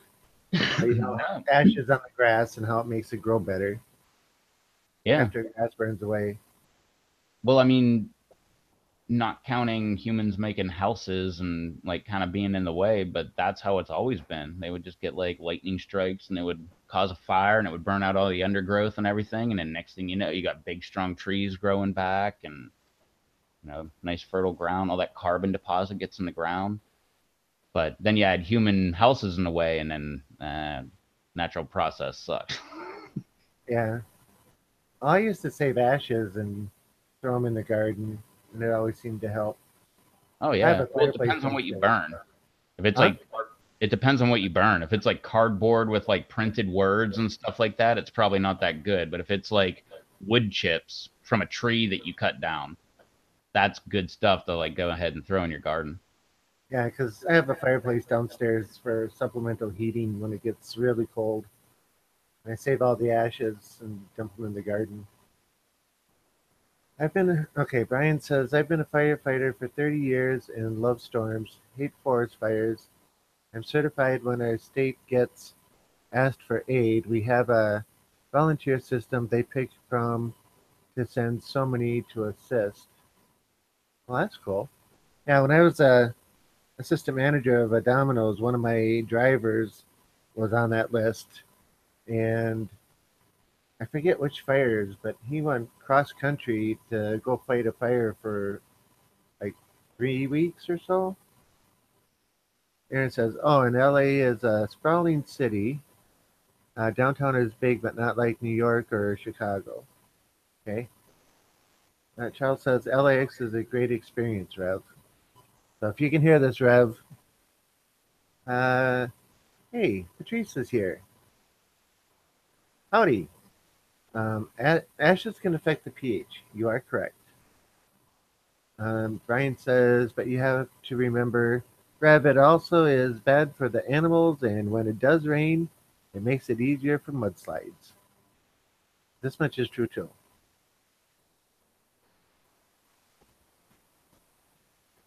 I don't even, yeah, Patrice, I don't even know what the pH of the soil is here. Maybe that's why my peppers are having such a bad year last year. The ones that were in the ground. I have four pepper plants that never got onto video, and for the whole season, there was one that was only about 2 inches tall. It just would not grow no matter what I did. Okay, so Brian says, but you have to remember, Rev, it also is bad for the animal. Oh, I already read that one. Sorry. Patrice, hey, how is everyone? I'm doing good. Freezing. Rev is doing good. He's freezing too. Ah, not. I got a pH soil tester I'll send you, Rob. Cool. That would be interesting to know. Um, let's see. Ted says, I have been to Anaheim several times. It's wonderful. You should go, Rev. So hopefully you're hearing me read these. I'm hearing some of them. I just Okay. wanted to run to the So, bathroom real quick. and I've never been. Or wait. start at the No, top and I'm work going your to way down. count it as I've never been to Anaheim. I went to California when I was 4, so I don't believe that should count as actually going. I do remember being at the ocean. Well, we were at my aunt's house in, oh, come on, Pasadena. So, Was she a little old whatever, lady? what's that? Was she a little old lady from Nah, Pasadena? nah. She was a hippie chick. Her and her husband, both hippies. Yeah, not like my parents at all. But I love them. They're great. But now I remember going. The only thing I remember was being at the Pacific Ocean and playing. I mean, obviously, I'm a little kid. I don't remember much of anything. I believe I remember being in the plane, and then I remember being at the ocean and like just run, like playing in the sand like kids do, and running out to the ocean and getting like not even up to my knees. And I was like, this is way too cold, and just turning around and running back. Yeah. Patrice, I'm in Minnesota. Sorry. Oh, Um, I'm in North Kakalaki, North Carolina. Patrice says, "What state are you in? I had a habanero that only grew to 6 inches. It produced three little pods. My little ones never produced anything." And Chad says Indiana. Brian says West Virginia here. Silverburst. Or Charles says definitely go to the Osley slash Anaheim. Oh, Orange County slash Anaheim area rev. And Patrice says Oh, California here. I'm just waiting. I never actually play the lotto, but I'm planning on hitting the lotto sometime. And when I do, that's one of my first things I'm gonna do is just go. Well, actually, nah, I probably should. Okay, I will have to move my trip. But I was gonna say I'm gonna go to LA for a week. But no, that's what I want to do. I want to go to the Comedy Store and I want to hang out there 7 days in a row. And I just want to see every single night how everything goes down, like from the time like 5, 6 o'clock all the way until they close. But no, okay, yeah. If I win the lotto, I will add an extra week on. And I'll go hit OC and Anaheim and all that other stuff. Not going to Disneyland. I went to Disney World, uh, 2013 January. I don't think I'm ever giving them money again. That was just weird. They actually, I went there. I went there with my, I went there with my entire immediate family. It was my mom and my dad. It was my sister and her husband, her 3 kids, me and my girlfriend and her 2 kids. Like it's just all family, and we're all together.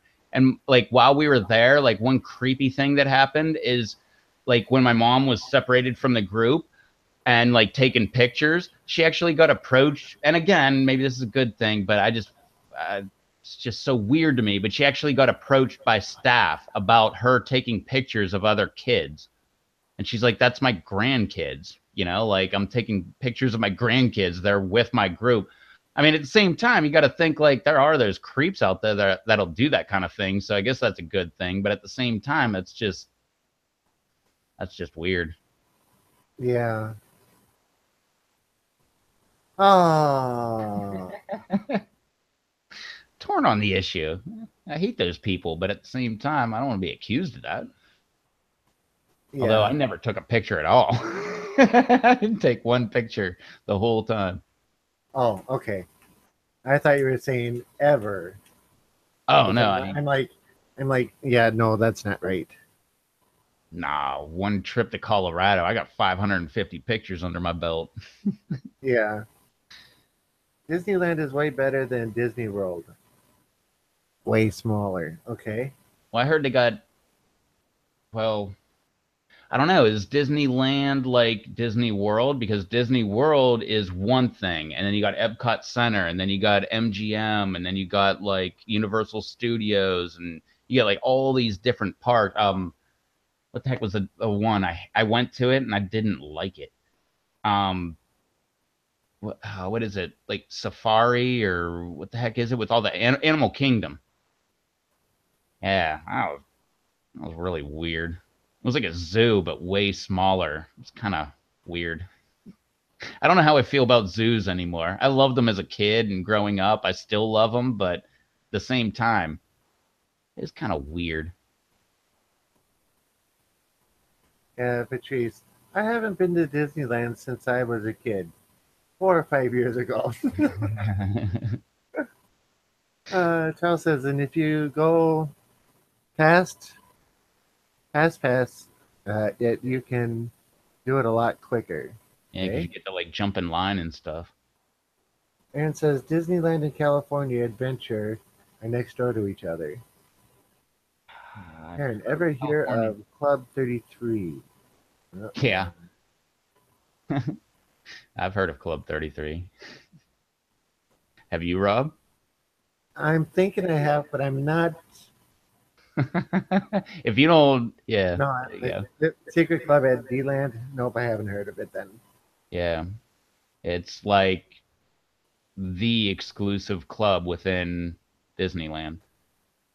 You have to be like more than a somebody to actually get in.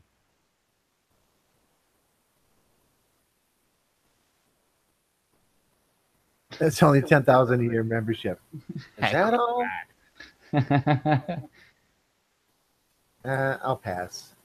Imagine how many times you have to go to Disney World. I mean, I'm thinking of this as like a poor person. Imagine how many times you would have to go for $10,000 a year for, or is that 100? 10.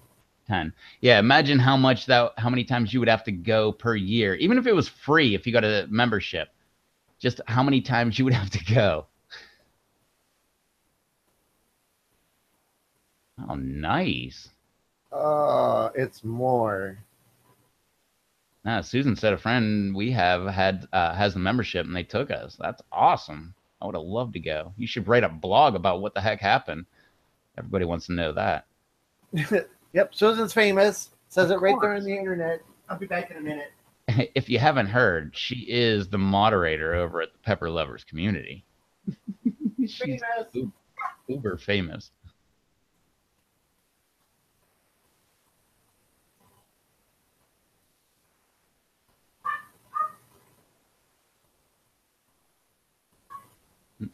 So what was your twice comment, Brian? Was that how many times you'd have to go in a year for a $10,000 membership to be worth it? I'd say at least 20.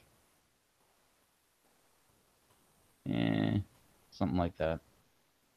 And 20 wouldn't that be 500 a piece? That's still a lot.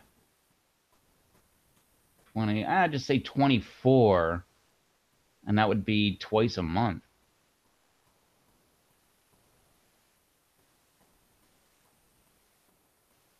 Nice. Susan hanging out with famous people.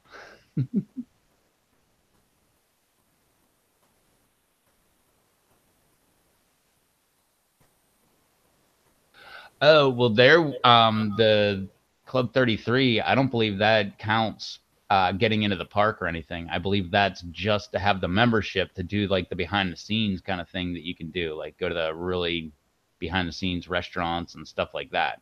I believe it's just to have the privilege to do above and beyond after you pay to get into the park. So it's not like you get in for free. I don't believe. I don't know, Susan. Does your friend know? Oh yeah. And there's that. You can't just get into the Club 33. There's a waiting list, and basically people have to die. Yeah, so you still have to pay to get in and all that stuff. So no, I'm right there with you. We only went to Disney World one day, but we did Disney World, Animal what the heck was that called? Animal Planet, Animal Adventure, Animal Kingdom. And then we did what was the other one? Or wait, it was Magic Kingdom, Animal Kingdom, and what was the other one? Because Magic Kingdom was on Friday when they had the fire. Well, I think they have fireworks every night. What heck was the other one? Wasn't Epcot? It wasn't Universal. Oh no, it wasn't. It wasn't Disney at all. It was SeaWorld. Ugh, talk about another weird place to go. Oh, Legoland would be awesome. Yeah, Aaron, I'd go to Legoland. You don't feel bad for the Legos when you go to Legoland.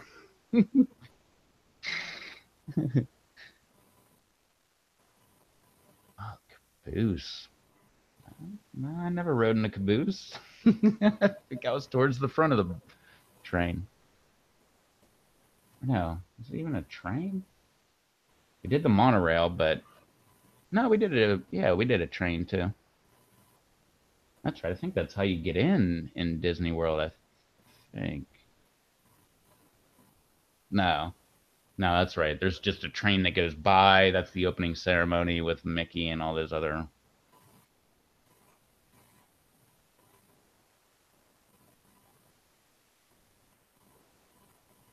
I didn't do three parks in one day. We did 6 days. I think we got there on Sunday and we stayed until Saturday morning or something like that. So like Monday it was like Animal Kingdom, Wednesday it was SeaWorld, and then Friday it was Magic Kingdom. But so it was just 3 days and we had a day off in between. But we on Thursday, I believe it was Thursday, and it's actually on my YouTube channel. I got a couple of videos about it. We went to, and this is the best thing about going to like the Disney World area, Epcot, or not Epcot, like Kissimmee and Orlando. Go to Gatorland. I know, like keeping like what killer whales and dolphins and stuff. That's not that cool. And like I don't know. It just seems really weird for that kind of intelligent animal and they're in this little tiny pool. But when it comes to gators, I don't feel anything for those things, man. You could look in their eye and you can tell they are dead inside. But those things, holy cow, that is one of the coolest things I've ever seen is Gatorland. I went there like in the early 90s and then I went there in 2013. That was one of my favorite things of the entire thing. They got like whole chickens, they'll hook on a string and like zip them right into the water, or like over the water, and like the gators are jumping out, like grabbing a hold of them and ripping the chickens off the string. It was awesome, man. They do all kind of thing. I've got the feeding show on my YouTube. That's kind of boring. I don't think they barely ate anything. But if you really want to see something funny on my YouTube channel somewhere, I believe it's like January or Disney Vacation or something like that. 2013 is when it came out. But they had the Gator Wrestling Show, and I recorded that entire thing and put it up on my channel. That thing was great. Like two dudes get up there and like actually wrestle gators, and it was pretty cool. Yeah, we got the gator wrestling, Rob.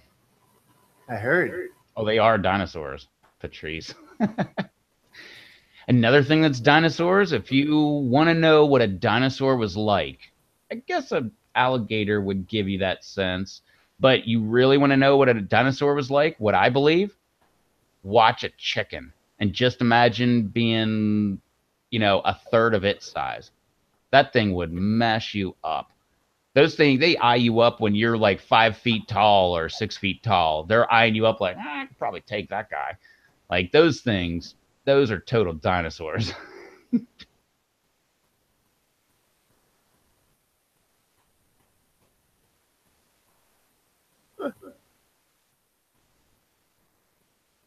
Wow, that would be fun, Beauty.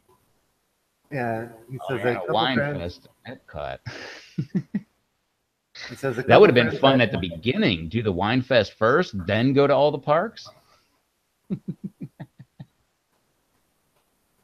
Yeah, he said a couple friends or a couple friends work at Disney, and we went to all the parks in one day since they were free tickets and have the free shuttle buses to each park. Plus, the food and wine fest was at Epcot too. And Brian says, "I'm an adrenaline junkie, so I like the coasters, even at my age." Laughing out loud, and that's probably why you like hot peppers too.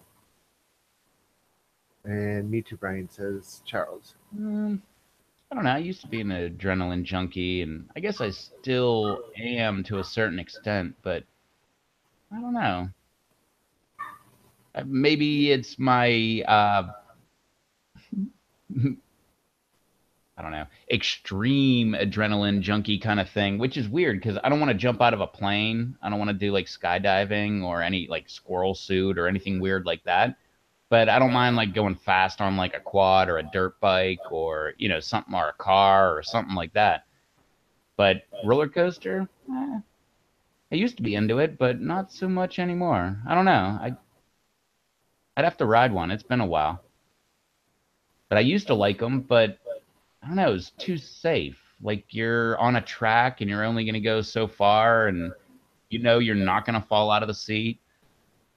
Usually. Although I will say at a local carnival that came into town, like it was like the state fair, or not state fair, but the local fair that came into town that my mom took me to when I was real young.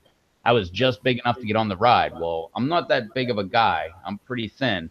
And I guess I was tall enough to get on the ride, but I shouldn't have been big enough to get on the ride because it was just a loop, and it was just a roller coaster that would go back and forth, and then it would go around in a circle, and then sometimes it would stop at the top and like hold for a few minutes, and then it would go again, and all that stuff. I remember it stopping at the top, and I was falling out of the cart. I remember holding on, like my shoulders fell through the bars, and I was just holding on with my arms, like out of the actual thing that was holding you into the thing and or into the seat. And I remember like almost falling out of that thing, but I held on. My mom was like, "You want to go again?" And I was like, "No." It was like a workout, man. When I was done, I felt like I worked out for like 3 hours. Have a good night, Patrice. Thanks for stopping in. Yeah, take it out. Take it easy, Patrice. And she says, well, guys, just wanted to stop in and say, hey, going to check out. Ah, Dee Dee says, yeah, Aaron, it was awesome. They actually had wine from each country to try as you walked around Epcot. Cool. When you have to work the next day, riding a roller coaster that gives you whiplash sucks. Anytime it gives you whiplash, it sucks. Kat says, okay, Patrice, thanks. Patrice says, scary. Good night. Can't wait for your story to end, apparently. For a second there, I thought you were frozen. No, I was doing things. Uh-huh. No, I've never got whiplash from a roller coaster. Although I have a few earrings, and I will say, oh, wait, tag on it. Okay, that's what's going on. I'm looking at the actual YouTube one, not the live stream. But no, I have earrings, and like whenever you get those things that come down beside your head, and it's just like back and forth motion. It's like bang your earrings, bang and bang, like back and forth. And whenever you get off, you're like feeling like did anything fall off or rip out. That kind Yeah. of sucks.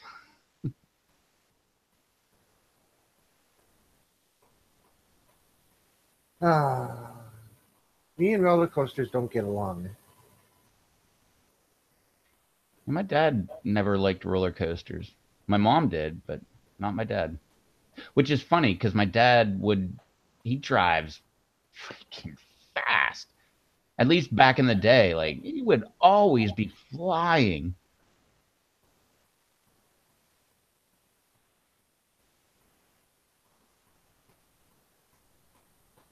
I don't mind doing like 150 plus on a, like, you know, like get me on a roller coaster now. Yeah, well, I mean that's kind of what I was saying. Like, I'm not really into like the roller coaster type adrenaline junkie type thing. But if you put me in a car and you're like, of course, a closed course, and you're like, yeah, go ahead and do 150. I'm like, heck yeah, man. Like, you don't know if like you're gonna blow a tire, it's gonna fall off, you're gonna spin out. There's so many variables that could actually happen. I think that's what makes it fun. That's where the adrenaline comes from. Yep. Yeah, I don't really get it from like roller coasters. Like I get like the fun of it, like going fast down a hill. Like I love that and everything, but there's not one point where I'm like, yeah, I might die.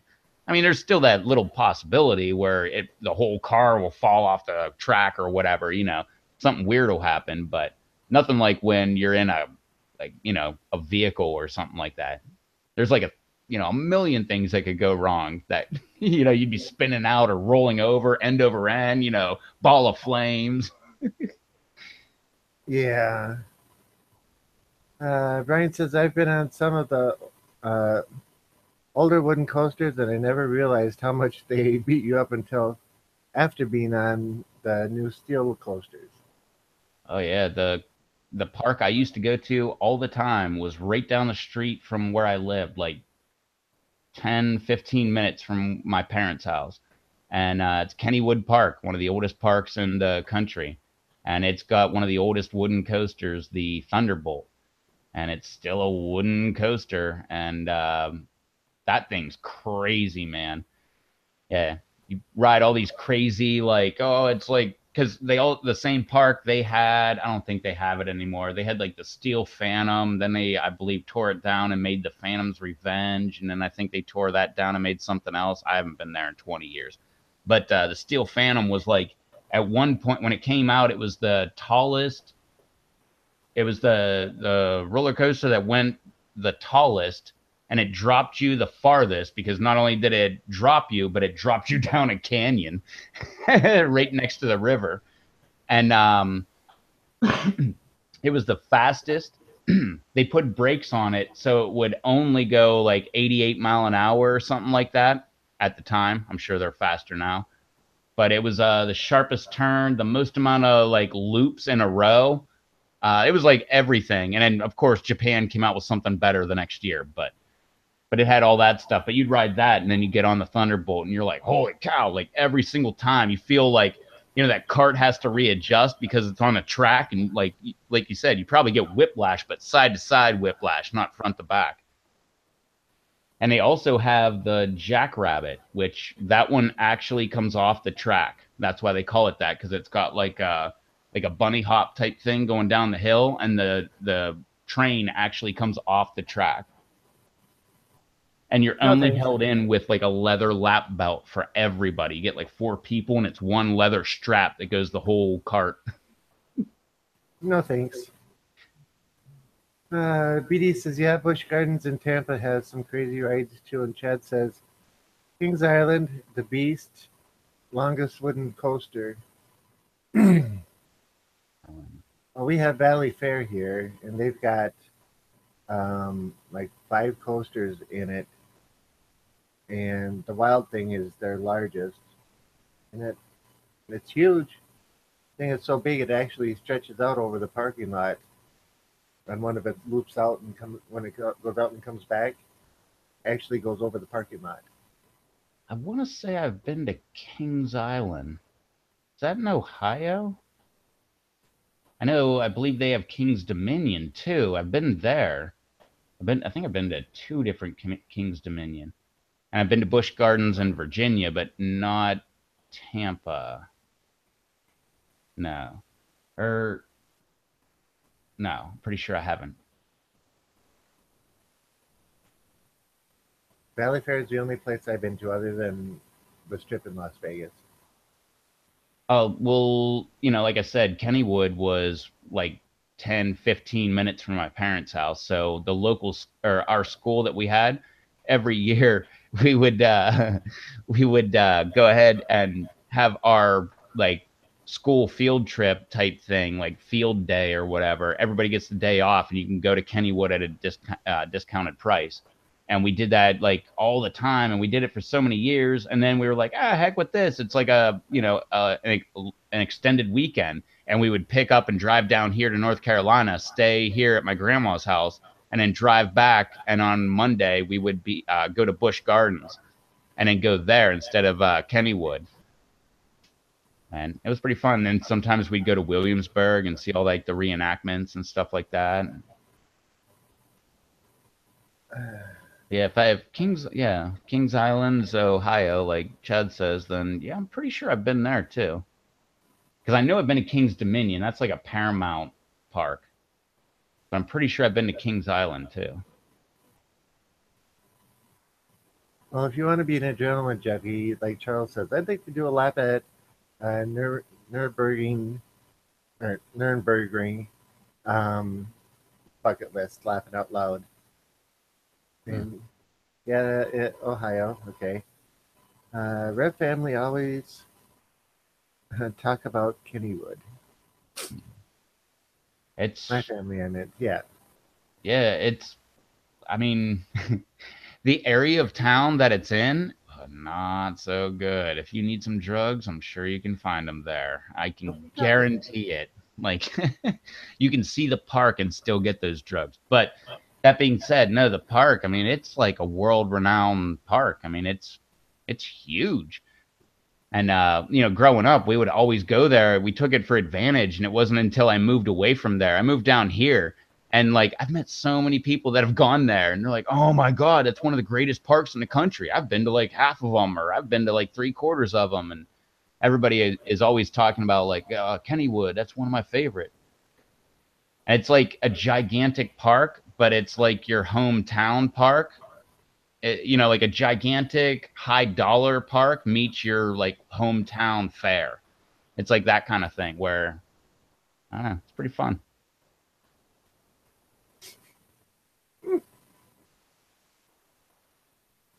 Oakland?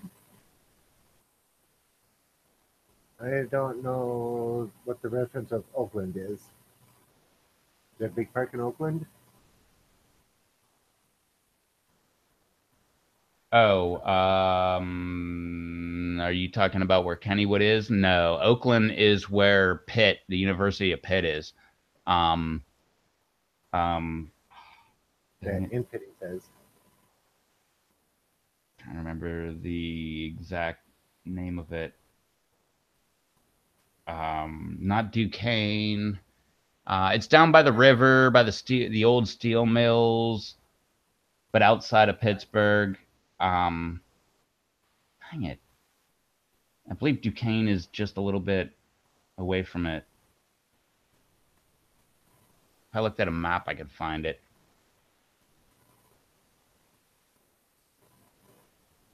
Blairsville? No. I don't remember where Blairsville is. I'm not going to tell you. Oh, actually, I guess maybe Monroeville? no. Monroeville is the other exit. What? They say West Mifflin. I don't think that's exactly West Mifflin. Oh wait, here, let me look at the map.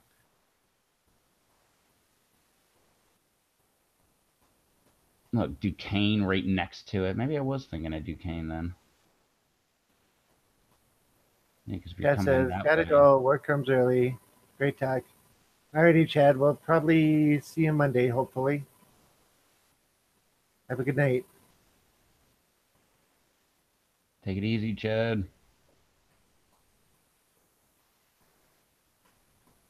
Charles, you're taking off too? Or is he saying bye to Chad? That's what I was wondering. Homestead. That's what I was thinking. Homestead.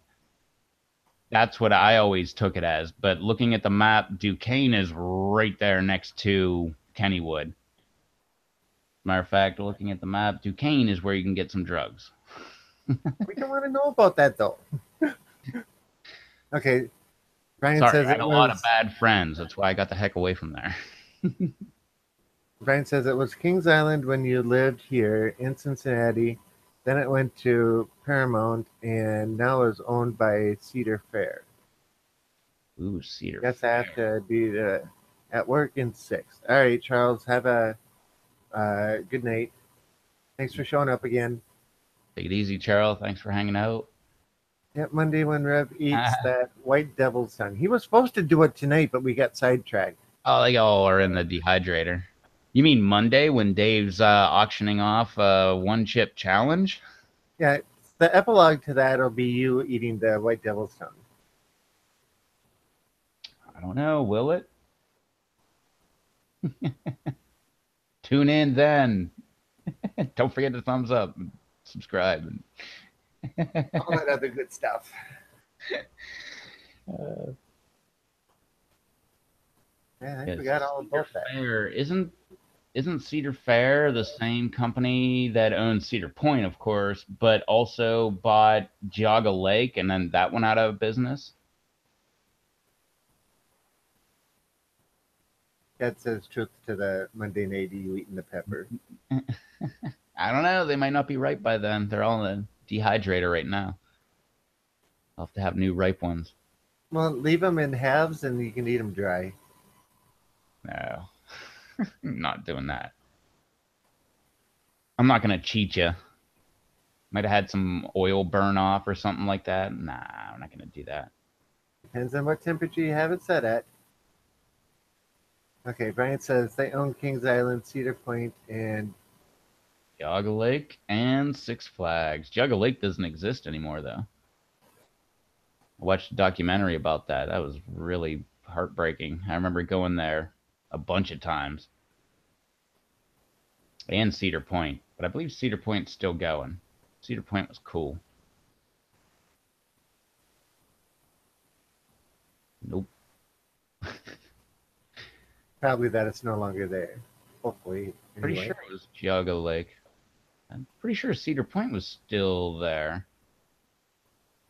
And it was like, or wait, yeah, Geauga Lake and SeaWorld, because Geauga Lake was on one side and SeaWorld was on the other, and then they made the other water park. And yeah, Me too. When I was a kid, and SeaWorld. yep, I Geauga was Lake and SeaWorld. I remember driving. Me and like my dad would go hunting every year and go to Colorado hunting for elk. And me, my mom, my sister would all like get in a car and like go on a vacation. And a bunch of the times we would take off and we'd go to Cedar Park and then enjoy the whole day and then drive half like most of the way and then get a hotel room, get up the next morning and drive the rest of the way to SeaWorld, spend that day going to SeaWorld, and then after that driving all the way back home. PD says I haven't heard anything about Six Flags in a long time. Now that you mention it, yeah, there used to be Six Flag commercials on all the time, and I haven't seen one in a long time. They used to have Geauga Lake commercials all the time in like the 80s and 90s. I remember seeing them. It was like with some frog, and he was always doing that like cowabunga thing, and he was like in a hammock and stuff, looking all lazy and stuff. But yeah, I haven't seen one of those in a long time. That was probably like the mid 90s last time I saw one. Yeah, Valley Fair is near here, and the next biggest thing in the area is the Wisconsin Dells. Almost made it there one time when I was a kid, but blew the engine in our camper and had to turn around and come back about 15 miles outside of there. That really sucked. What kind of camper? It was an old converted city bus. I was like 6 years old at the time. I don't remember what model it was, but that's the What, closest what I've kind of ever engine been. was in it? Huh? It had a big old diesel in it. See, if I was six, I never would be able to tell you anything about the engine, whether it was diesel, electric, gas, a weed whacker engine, nothing. Because I remember my father saying, I don't know how to get that diesel engine out of the bus to change it. You take the whole back end of the bus off to get the motor out. That'd But be fun. anyway, that's neither here nor there. Blew the engine, sold it when we got back, and the guy had it, that motor out and new one in 2 days later, driving it around. Either that or he just fixed it. Like, oh, I like No, they blew a piston battery through the head. cable.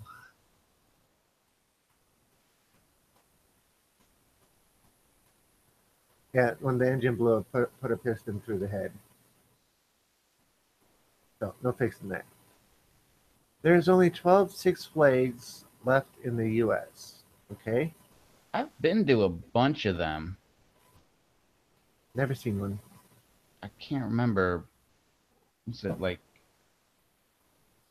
Ohio, I think? Virginia, Florida? No, no, no, no, no, no, no, no. Not Six Flags. No, I think only to one. Nah, my bad. No, at the time, I'm thinking of the IMAX theaters.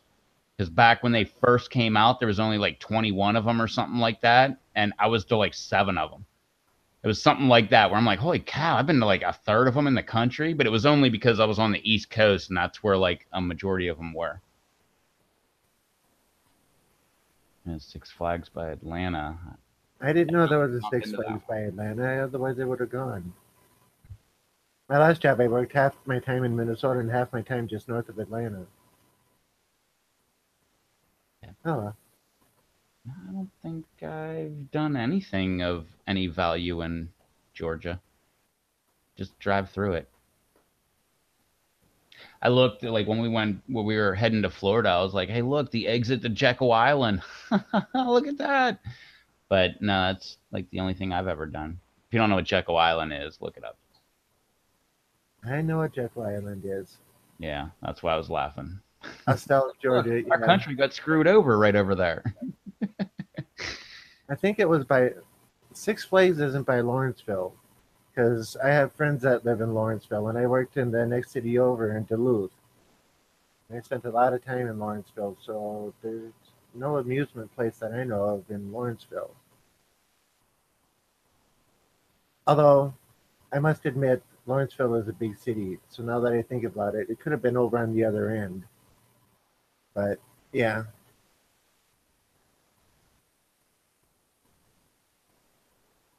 Oh, Austell, Georgia? I don't know. Estelle, Georgia. No. I know. Nah, I was gonna say I know a little bit about Georgia. No, the I only know about Kennesaw, Georgia. That's only because I've heard about it.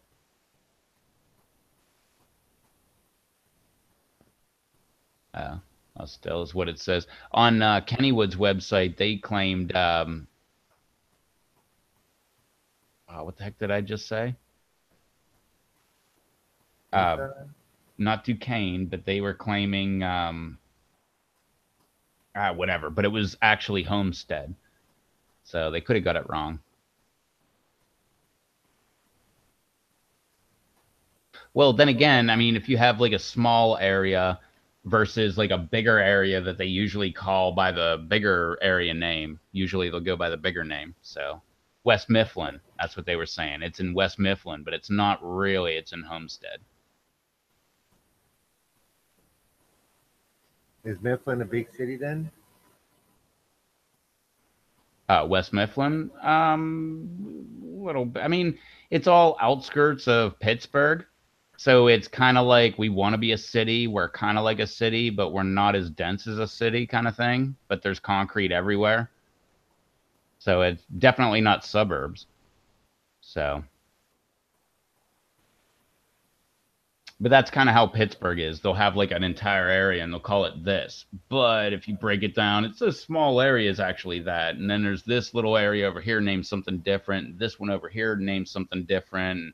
Combined, they become the one over here in a small corner kind of thing. Yeah, like something made in Stillwater, Minnesota, saying that it's made in St. Paul, even though it's But 30 miles apart or 40 uh, miles apart. I don't mean even that far. I mean like just 10 miles across kind of thing. Like where I grew up, it was named one thing, it had a zip code. The next town over was a completely different town. It had the exact same zip code. And it didn't matter, they were like reciprocal. You could call it by that name, you could call it by the other name, and either one would be correct just because they had the same zip code. It's weird. Pennsylvania's weird, man. It's not like that in North Carolina. They got distinct areas. They got boundary lines and everything. You're like, you are leaving Jarvisburg. You are now in. That's north of Jarvisburg. Keep trying to say coin jock, but that's not right. Dave loves that. For some reason, my phone comes up as coin jock. He's like, that's the funniest thing I've ever heard.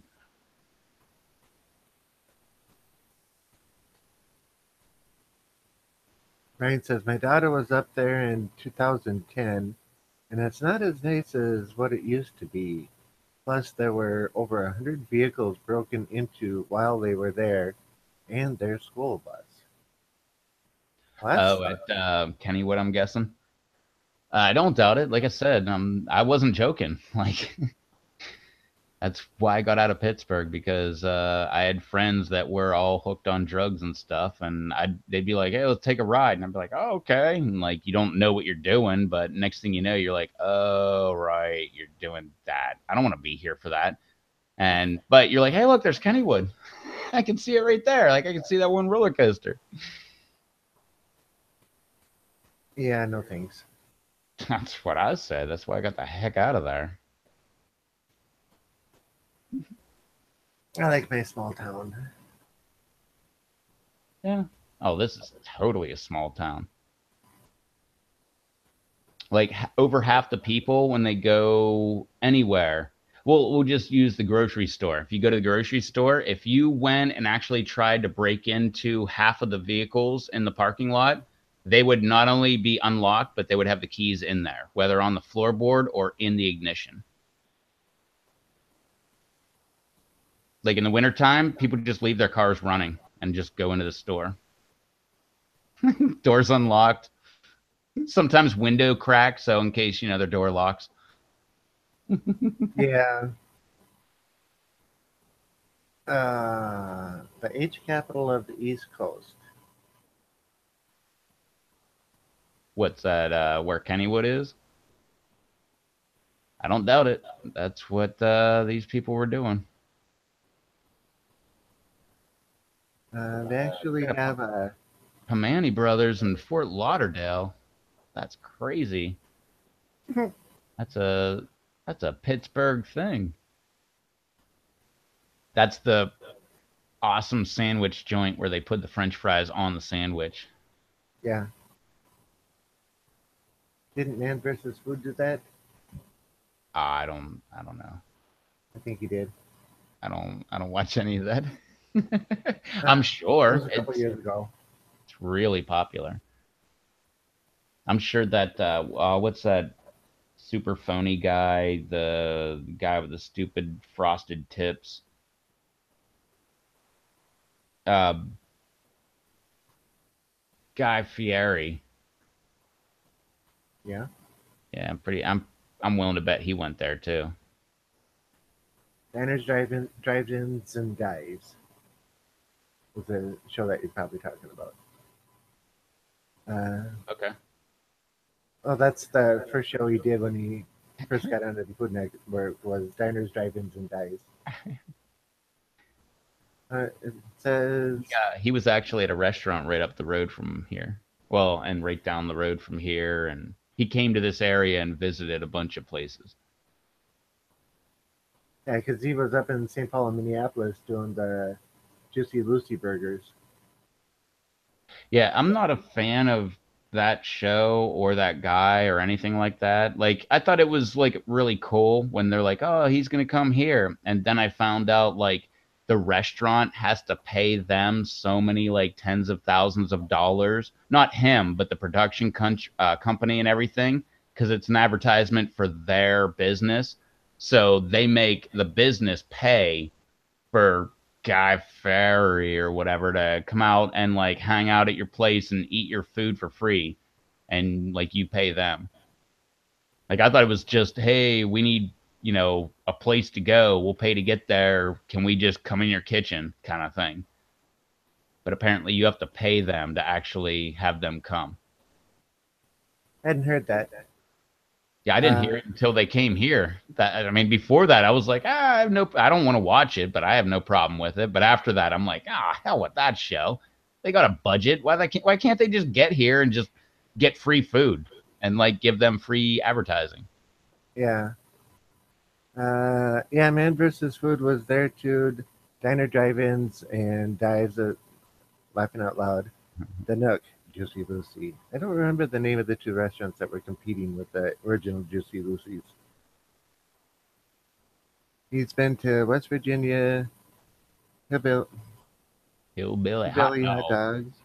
Dogs. People go there from all over. You wouldn't believe it, but yeah, it's good. Well, it's just like that hot dog place in New York City. I Um, can't remember the name of it. It's not Pinky's, uh, but all they do is hot dogs and uh, I've never been to New coffee. York City, but I know what But you're talking about. yeah, I can't remember the name of it. But we went in there and it was like two hot dogs and a drink for like $1.25. Got to not thinking too much of it.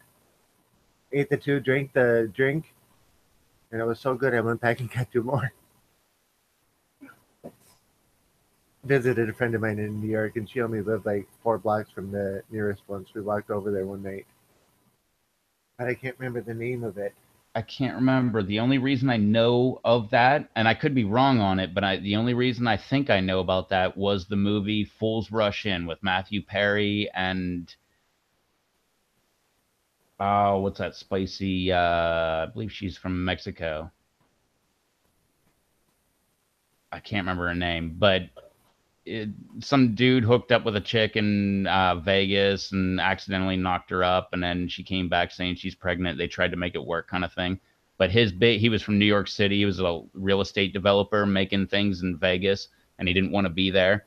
And that was his one thing was that hot dog from that place, and she actually bought them and gave it to him for like his birthday or whatever something. She called his parents and had them sent out.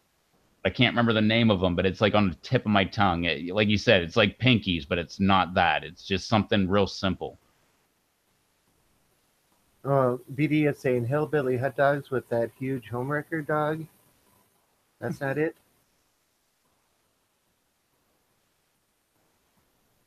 Where was the movie based in Las Vegas? You said.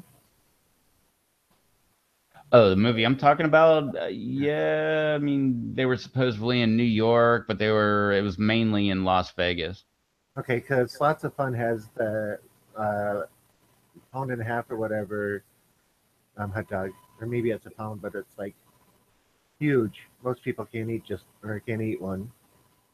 Um, Left they use old school buses, and it's just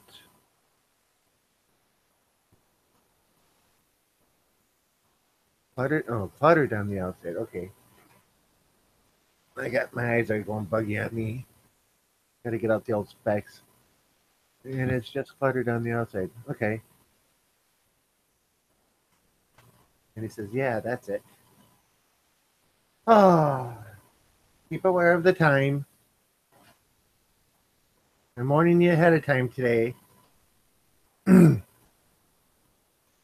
But I lived in Las Vegas for a while, and the Slots of Fun one, a friend of mine and I would each go and Gray's, we'd get one and split it.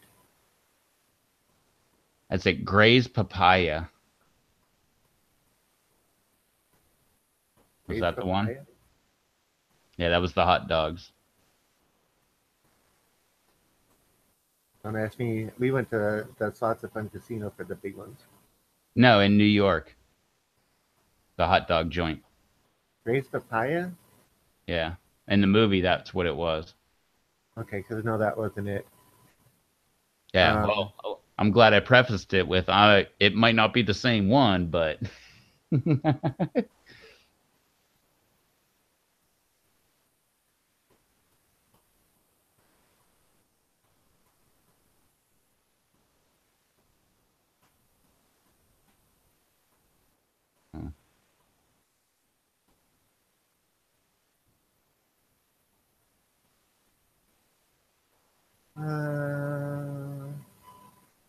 uh, it wasn't.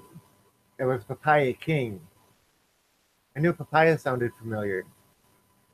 Yeah, it was a Papaya King.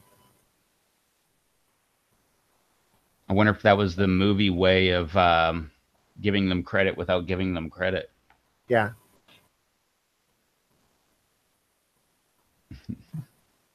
yeah, because it was a Papaya King, and all of their drinks were um, fruit based, like smoothies. Uh, yes, that's it. The hot dog is loaded and bigger than a baby. Okay, yes, it is. Pile of Dude, those jalapenos things are on it too. gigantic. Took Those are three of some of us the to eat biggest it. hot dogs I've ever seen. They got knives and forks that come with them. Huh. It looks like bread with like a hot dog and then a salad on top. It's freaking crazy. What the heck? This one's got pepperoni on it. I didn't know you put pepperoni on a hot dog. Well, sure. You can put Oh anything you yeah, want on there's a the hot dog. bus. Yeah, there's the bus. Go to Pinky's hot dog or whatever. And they'll show you things that you can put on, including peanut butter, I think it is. Well, there you go, people. If you want to start a successful business, do it with hot dogs because I don't like hot dogs. So obviously that must be a great business plan. Everything I hate be perfect. Go into business doing it.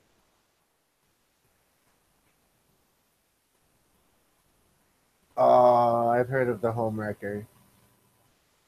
Um, Somebody did a food challenge with one of those. I think it was, oh, what was his name? Joey Chestnut did a food challenge with the home wrecker. Is that competitive food eater guy? Yeah, he's number one in the world right now.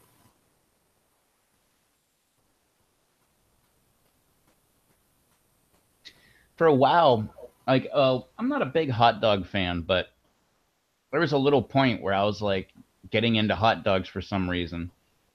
And there we had like some weird specialty hot dog, and I was like, "Oh, this will be fun." And I really went into like trying to make the ultimate hot dog, and like I had everything that I was piling on there: coleslaw, sauerkraut, not just your mustard, ketchup, onions, um, no mayo. I never did that. That'd be gross. But like the chili and like coleslaw and sauerkraut, like I'm adding all this stuff, and I had that thing gigantic to the point where all I would need was one hot dog, and I'd be full. It was just Yep. so much crap all over it. Like you make these little tiny bites because it's like 2 inches tall of a bite, but you only get like a half inch of a bite Yeah. total. But yeah, BD says I watched him, Joey Chestnut, on the 4th of July at the Nathan's Eating Contest on ESPN. I I've think I watched saw it that too. for the last like 5 years. And when he took the title back away from Matt Stoney, I was a little depressed, but I was still happy for him. But I wanted Matt Stoney to win it. Yeah, I think I saw that dude on 4th of July as well. Only because the place I was working at had ESPN and it was on the TV. Yeah, Molly Schuler is definitely pretty good too. I've seen her eat a lot of things, but she doesn't want to get into the competitive stuff, so she can't get into the contest. But she loves going into places and saying, "I bet you I can eat such and such, and if I can, I get it free." And she has a few videos of her doing that in a few different places. But she's probably one of the best fast eaters in the world.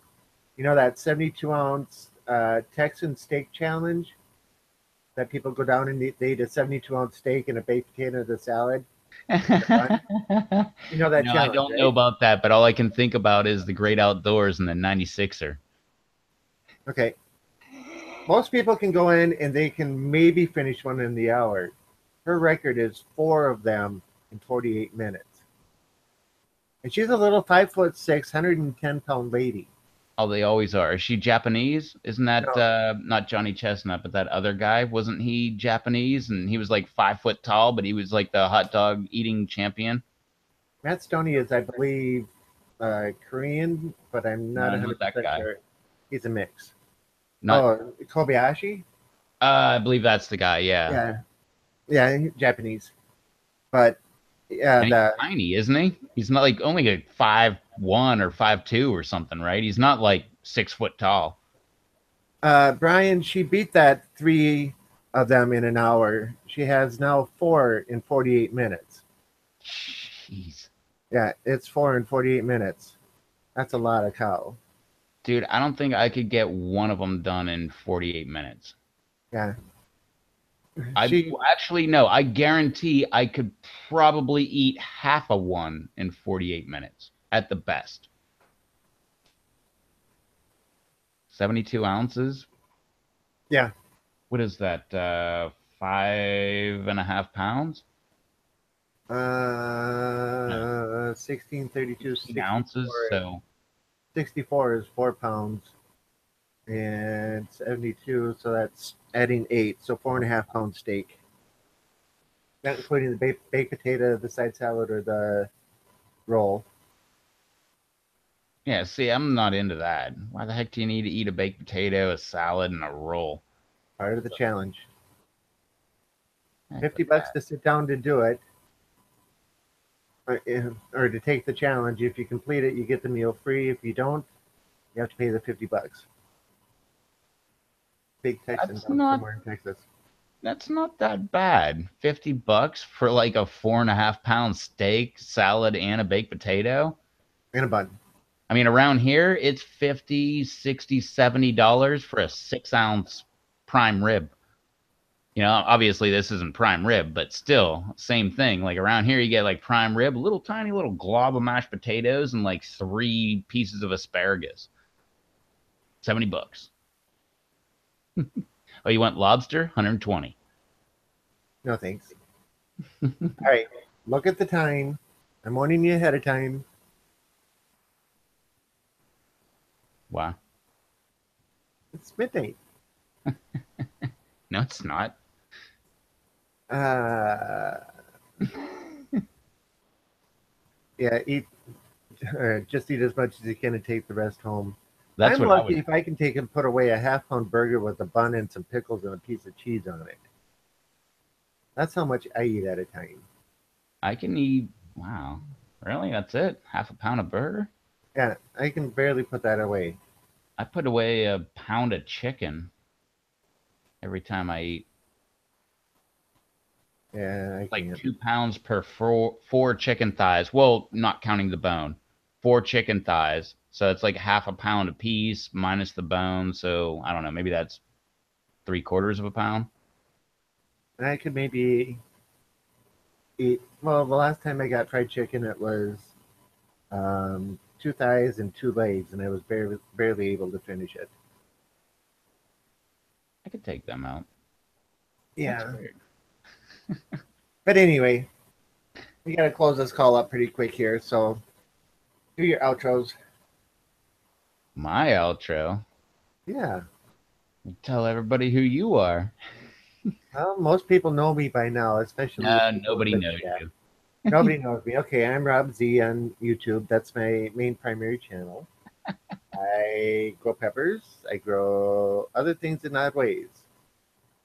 But And that's one channel, but you have more than one channel. yeah, my second channel I play Minecraft on. It's just getting started, so So only if you five have any videos kind up of right now. criticisms about Minecraft, you want to go to Rob's channel, subscribe, and make sure you leave lots of criticism in the comment section. Right? Oh, That's what you're asking for, right? actually, that would be very helpful if it was constructive. No, really, if it was constructive criticism that I could learn from, I would greatly appreciate that. Since you mentioned this, Yankee Ace, YANKEEACE, and then the number 50 behind it is my other YouTube channel.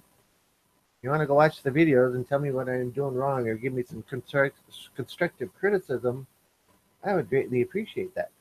I'm having a blast doing it, mind you. But yeah, I have 8 episodes done, 5 of them are posted. So yeah, go watch, leave a comment. Yeah, definitely leave some criticism because I've watched and I have no clue what's going on. I just know things are happening. So anybody that knows Minecraft, go and watch what he's doing and you'll understand. I don't. Like Yeah, all I so see is this pickaxe that just keeps coming every once in a while and like, stabbing the ground. or a tree. Or I go up to a tree and punch it, and he says, "You can't do that. You can't cut a tree down from the bottom up." And I said, "It's Minecraft physics." Yes, you can. Yeah, that didn't make any sense. You can go up to a tree and punch it, take out the logs from the bottom up. That's Minecraft physics. Yes, you can. See, I'm not used to that. I'm used to more like Grand Theft Auto where you shoot a tree and it doesn't fall down. kind of like in real life. Well, in regular Minecraft, there are no guns. Nah, just You have a bow. pickaxes. Just pickaxes and shovels. Or you can get a sword and a bow. If you would have Uh, watched more episodes, you would have seen me get a sword. And I have a bow now. got missile launchers on Grand Theft Auto. Yeah, no, I don't need one of those. Not in Minecraft, they have those, and I don't need to have that, no.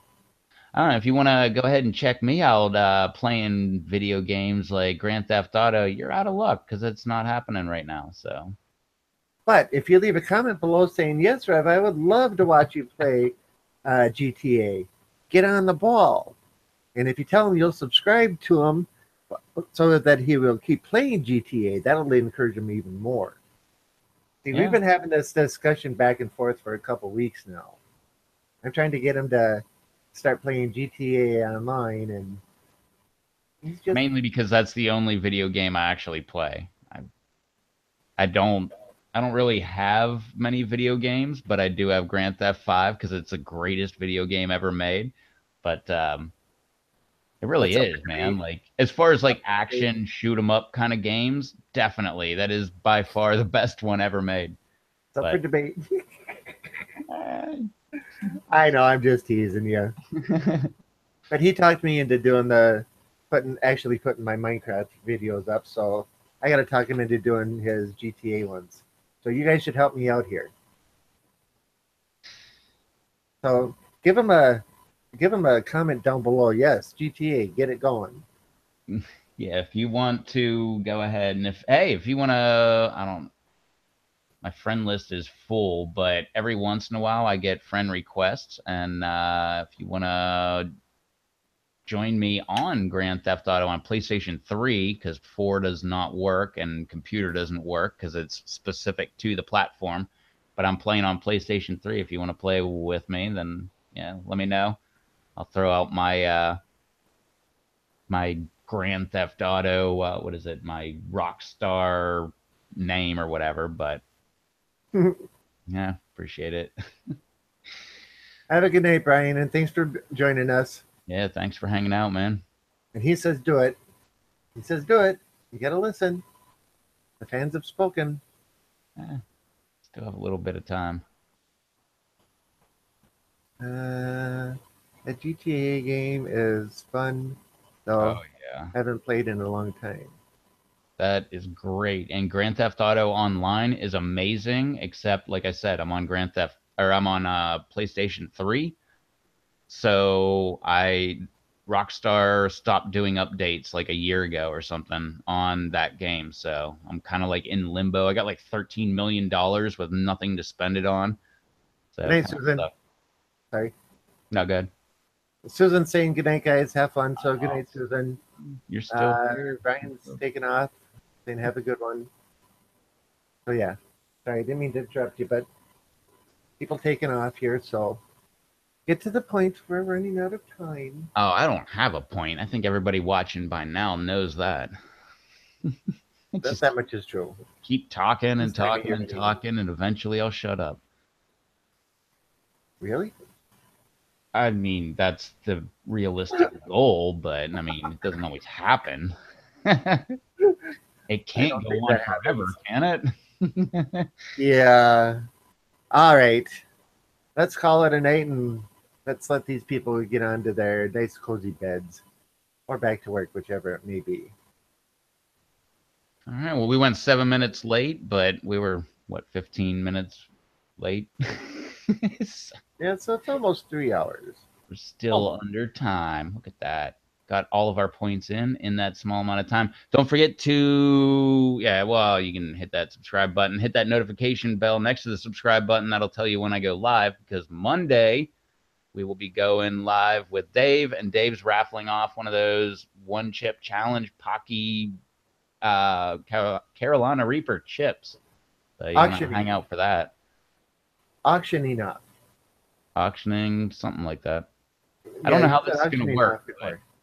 yeah, I don't know how it's going to work, but I don't know if he's gonna ask for money, if he's asking for like different seed varieties, or I don't know. I should ask him about that. Like the person who'll give you like, oh, I'll give you 32 seed varieties of 4 seeds apiece or something like that. I wonder if that would be a possibility.